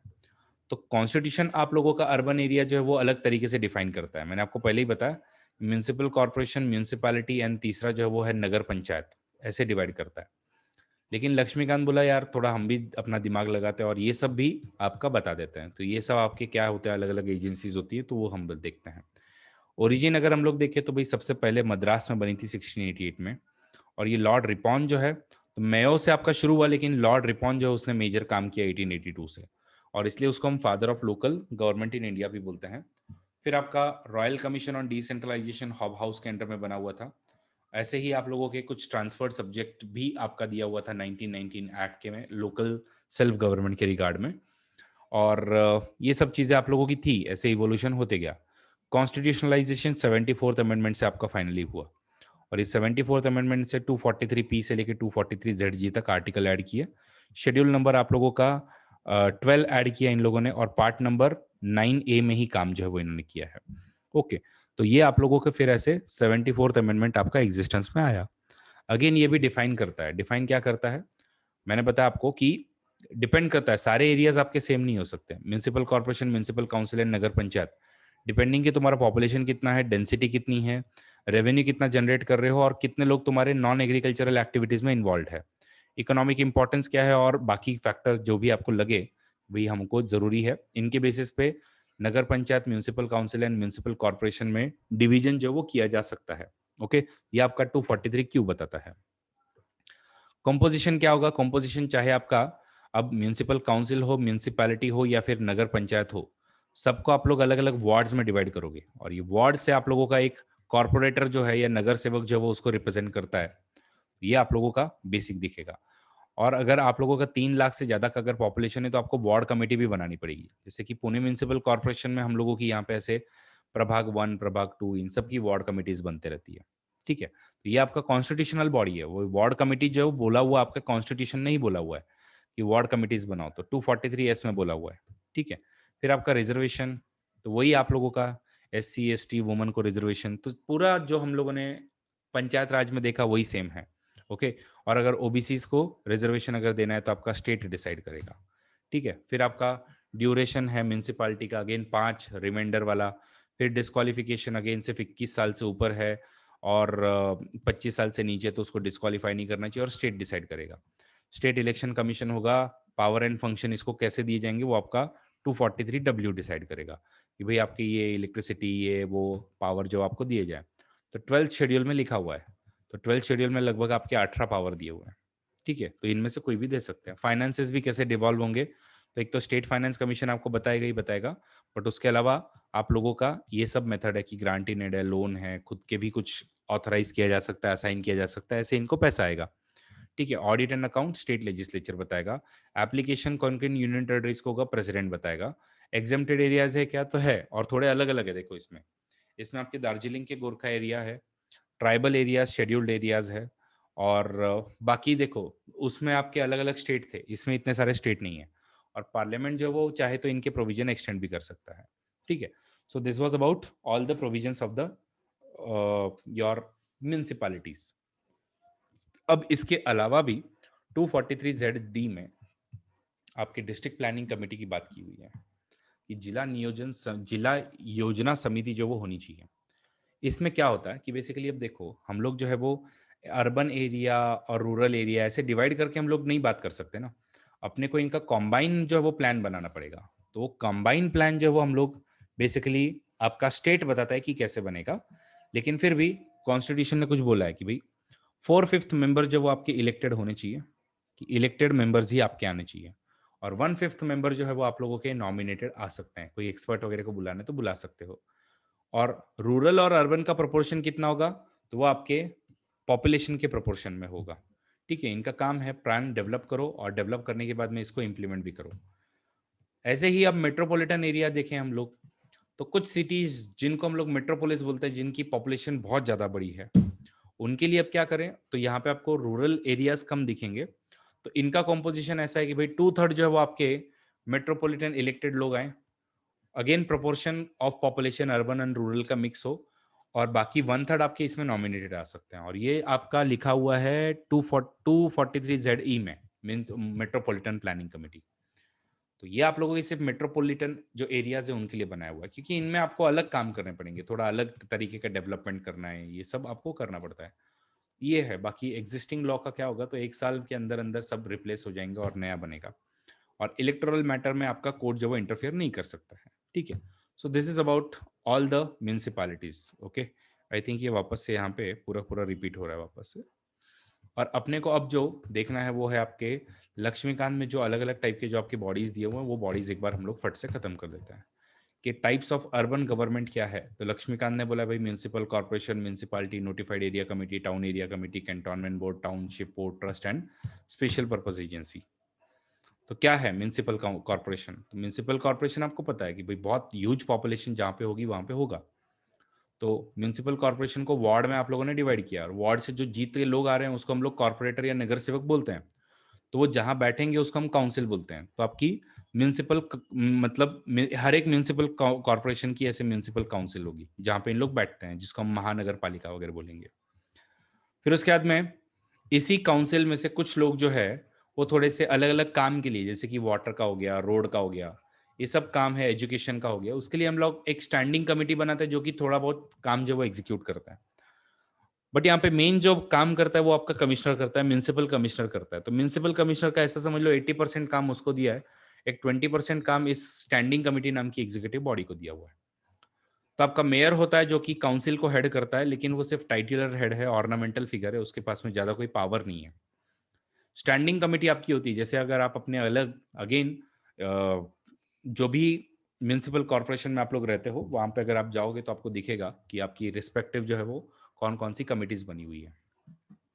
तो स्टैंडिंग कमेटी में पब्लिक वर्क हो गया, हेल्थ, एजुकेशन, टैक्सेशन, फाइनेंस, ये सब काम जो है वो स्टैंडिंग कमेटी आपकी करती है। फिर म्यूनिसिपल कमिश्नर है आप लोगों का, म्यूनिसिपल कमिश्नर आईएएस होता है यूजुअली, और चीफ एग्जीक्यूटिव अथॉरिटी वही है। मैंने आपको बोला 80% काम इसको है और 20% एग्जीक्यूटिव काम जो है वो इसको दिया हुआ है। और काउंसिल जो है वो आप लोगों का डिसाइड करता है कि भाई क्या करना है क्या नहीं करता है, आपका नॉमिनेशन वगैरह होते रहता है, ये सब चलते रहता है। ठीक है, फिर म्यूनिसिपालिटी तो कोई छोटा एरिया होगा, जैसे पुरी जैसा जो एरिया है तो छोटा है, तो वहां पे अब आप लोगों को म्यूनिसिपल काउंसिल तो नहीं बनाओगे। अब देख लो ये इसका आप लोग सिर्फ फ्रंट से ही आप लोग समझ सकते हो कि भाई कितनी छोटी एरिया है आप लोगों का। ये भी आपका जो बनाते हैं तो आप लोग स्टेट के एक्ट से ही बनाते हो, म्यूनिसिपल काउंसिल भी बनाते हो तो स्टेट के एक्ट से बनाते हो। किसी एरिया को स्टेट काउंसिल, म्यूनिसिपल काउंसिल बोले या नहीं बोले, आप लोगों का स्टेट डिसाइड करता है लॉ से। इसमें भी आपका अगेन वार्ड में इसको भी डिवाइड करोगे आप लोग, और वार्ड से जो आपके मेंबर जीत के आएंगे वो काउंसिल में जाएंगे। उसमें से 20% काम यूजुअली स्टैंडिंग कमेटी को देते हैं, और चीफ एग्जीक्यूटिव ऑफिसर भी आपका होगा। लेकिन इसमें जो आपका होता है वो प्रेसिडेंट होता है, मेयर नहीं कहलाता है। लेकिन और मेयर जो है वो आपका ऑर्नामेंटल फिगर नहीं होता है, तो ही plays significant role in municipal administration. Standing committee again वही पब्लिक वर्क है, टैक्सेशन है, हेल्थ, फाइनेंस, इनसे काम करता है। और सीईओ जो है वो आप लोगों का अगेन या तो आईएएस फ्रेटर्निटी का या फिर डीवाईएसपी वगैरह जो डेप्यूटी कलेक्टर जो होता है उसको सीईओ यहाँ पे बनाता है। ये हो गया आप लोगों का बड़े एरिया और छोटे एरिया का। लेकिन समझो कोई एक इंडस्ट्रियल टाउन है जो सडनली डेवलप हो रहा है, उसका क्या करे? तो उसको नोटिफिकेशन से बनाया जाता है, और वो ये नोटिफिकेशन आपकी गवर्नमेंट जो है वो देती है। ठीक है, तो अब यूनियन गवर्नमेंट, स्टेट गवर्नमेंट कोई भी नोटिफिकेशन उसको बना सकता है। इसमें कोई इलेक्ट नहीं होगा, सारी एंटायरली नॉमिनेटेड बॉडी होगी। ठीक है, टाउन एरिया कमेटी, गुलमर्ग, जहाँ पे आप लोग हर कोई इच्छा रखते हो कि भाई घूम के आए। अब ये ना तो नोटिफाइड एरिया है, ना ही ये कोई एकदम म्यूनिसिपल काउंसिल है, म्यूनिसिपैलिटी है, ऐसा कुछ नहीं है। कुछ एकदम बड़ा है एरिया ही नहीं है। तो इसको हम लोग फिर टाउन एरिया कमेटी बना देते हैं, कि जिसके आप लोग अगेन सेपरेट एक्ट के थ्रू बनाते हैं। होली नॉमिनेटेड, होली इलेक्टेड हो सकती है, वो अगेन आपका स्टेट गवर्नमेंट आपको बताएगा। फिर कुछ होता है आपकी कैंटोनमेंट बोर्ड। कैंटोनमेंट बोर्ड मतलब क्या, कि जहाँ पे मिलिट्री भी रह रही है और सिविलियन लोग भी रह रहे हैं, तो उसका मिक्सचर है, तो गवर्नमेंट के लिए क्या, गवर्नमेंट उसका गवर्न तो करना आपको पड़ेगा ही, तो उसके लिए क्या करें, तो अब इसमें डिफेंस मिनिस्ट्री आपकी इंचार्ज है, ठीक है, और कैंटोनमेंट एक्ट 2006 के अंडर में आपका सब कुछ इसको रेगुलेट किया जाता है। तो डिपेंड करता है कि अब इंडिया में वैसे 62 आज जो है वो कैंटोनमेंट्स है, डिपेंड करता है कि तुम्हारी बेसिकली कैंटोनमेंट कैसा है, मतलब अगर 50 से ऊपर है तो आप कैटेगरी 1 हो गए, 50 अगर 10 से ऊपर है और 50 से नीचे तो आप कैटेगरी 2 के होंगे, फिर कैटेगरी 3 और कैटेगरी 4। तो कैंटोनमेंट बोर्ड में यूजली पार्टली नॉमिनेटेड और पार्टली इलेक्टेड आपके लोग रहते हैं, ठीक है, तो खास करके कैंटोनमेंट 1 वाली की बात कर रहा हूँ, तो इसमें आपके इलेक्शन होते रहते हैं, और इसका हेड जो है वो आपका कौन होता है, जो कमांडिंग ऑफिसर जो होता है, तो वो आप लोगों का इसका हेड होगा, और वाइस चेयरपर्सन जो इलेक्टेड ऑफिसर होगा वो होगा आपका, ठीक है, इलेक्शन से जो जीत के आया वो होगा, और मिनिस्ट्री ऑफ डिफेंस जो वो इन कैंटोनमेंट बोर्ड पे सारा का सारा अपना कंट्रोल रखती है। फिर अगर आप लोगों को अगर पब्लिक एंटरप्राइजेस के लिए टाउनशिप वगैरह ऐसे कुछ बनानी है, इसको अगर मैनेज वगैरह करना है, तो टाउन एडमिनिस्ट्रेटर अपॉइंट करते हैं, बस इतना ही है, और कोई इलेक्टेड बॉडी नहीं हो, इलेक्शन ही नहीं होगा। ऐसे ही पोर्ट्स को मैनेज करने के लिए आप लोगों के पोर्ट ट्रस्ट होते हैं, मुंबई, कोलकाता, चेन्नई के लिए। इसमें again it consist of both elected and nominated member, और इसको जो बनाता है वो आपका पार्लियामेंट बनाता है। अब ये वाली चीज याद रखो, स्टेट नहीं बना रहा, पार्लियामेंट बना रहा है, ठीक है, और इन लोग वही सब काम करते हैं, और कभी कभी आपकी स्पेशल पर्पज एजेंसी बना सकते हैं, एसपीए, तो इसको कभी कभी हम लोग फंक्शन बेस्ड बॉडी भी बोलते हैं। जैसे महाड़ा, क्या काम है इसका, हाउसिंग का ही काम है बस। दिल्ली जल बोर्ड सिर्फ यही है, जल डिस्ट्रीब्यूट करो। पीएमपीएमएल सिर्फ आप लोग जो है वो एक ही काम करो, और वो है आप लोगों का परिवहन, ओके, मतलब ट्रांसपोर्ट। महावितरण, इसका भी एक ही काम है, इलेक्ट्रिसिटी डिस्ट्रीब्यूशन। तो अगेन आपका एक्ट के थ्रू स्टेट जो है वो अगेन ऐसी कोई डेजिग्नेटेड एक्टिविटीज के लिए लेजिमेटली आप लोग जो है वो लेजिटिमेटली आप लोग ऐसी बॉडी जो बना सकते हो। और फिर आप लोग ये वाला काम जो है म्यूनसिपल कॉर्पोरेशन से, म्यूनसिपल एरिया से आप लोग छीन भी सकते हो, क्योंकि ये वाला काम कंप्लीटली इनको दिया कि भाई एक्सपर्ट हैंडल करे, और हम लोग जो उसमें नहीं पड़ेंगे, तो उसको हम लोग स्पेशल पर्पज एजेंसीज बोलते हैं, ठीक है। कभी कभी हम लोग इसको पैरास्टेटल बॉडीज भी बोलते हैं। और ये एक निगेटिव भी है कि भाई कभी कभी म्यूनसिपल एरियाज का पावर जो वो बेचारा को कम कर देता है। म्यूनसिपल रेवेन्यू कहाँ से आता है, अगेन टैक्स से आता है, नॉन टैक्स से आता है, ग्रांट से आता है, डिवोल्यूशन से आता है, लोन से आता है, तो ये पैसा उन लोगों को भी वहां से आता है। तो यहाँ पर अपना सारा का सारा जो हमको टॉपिक जो वो पढ़ना था वो अपना पूरा पूरा खत्म हो गया। तो गाइज मजे की बात यह है कि हम लोगों ने 5 लेक्चर्स 10 घंटे, उसमें हम लोगों ने पूरी पूरी लक्ष्मीकांत जो वो खत्म की है, एक्सेप्ट फॉर हिस्टोरिकल बैकग्राउंड, जो कि काफी इजी आप लोगों ने मॉडर्न हिस्ट्री में इन्हीं वाइज वो पढ़ा हुआ ही है। तो यहाँ पर गाइज अपना पूरा पूरा लेक्चर जो खत्म होता है, and I hope you really really liked it. आप लोग जो कमेंट बॉक्स में मुझे बताओ कि आपको पसंद आया या नहीं आया।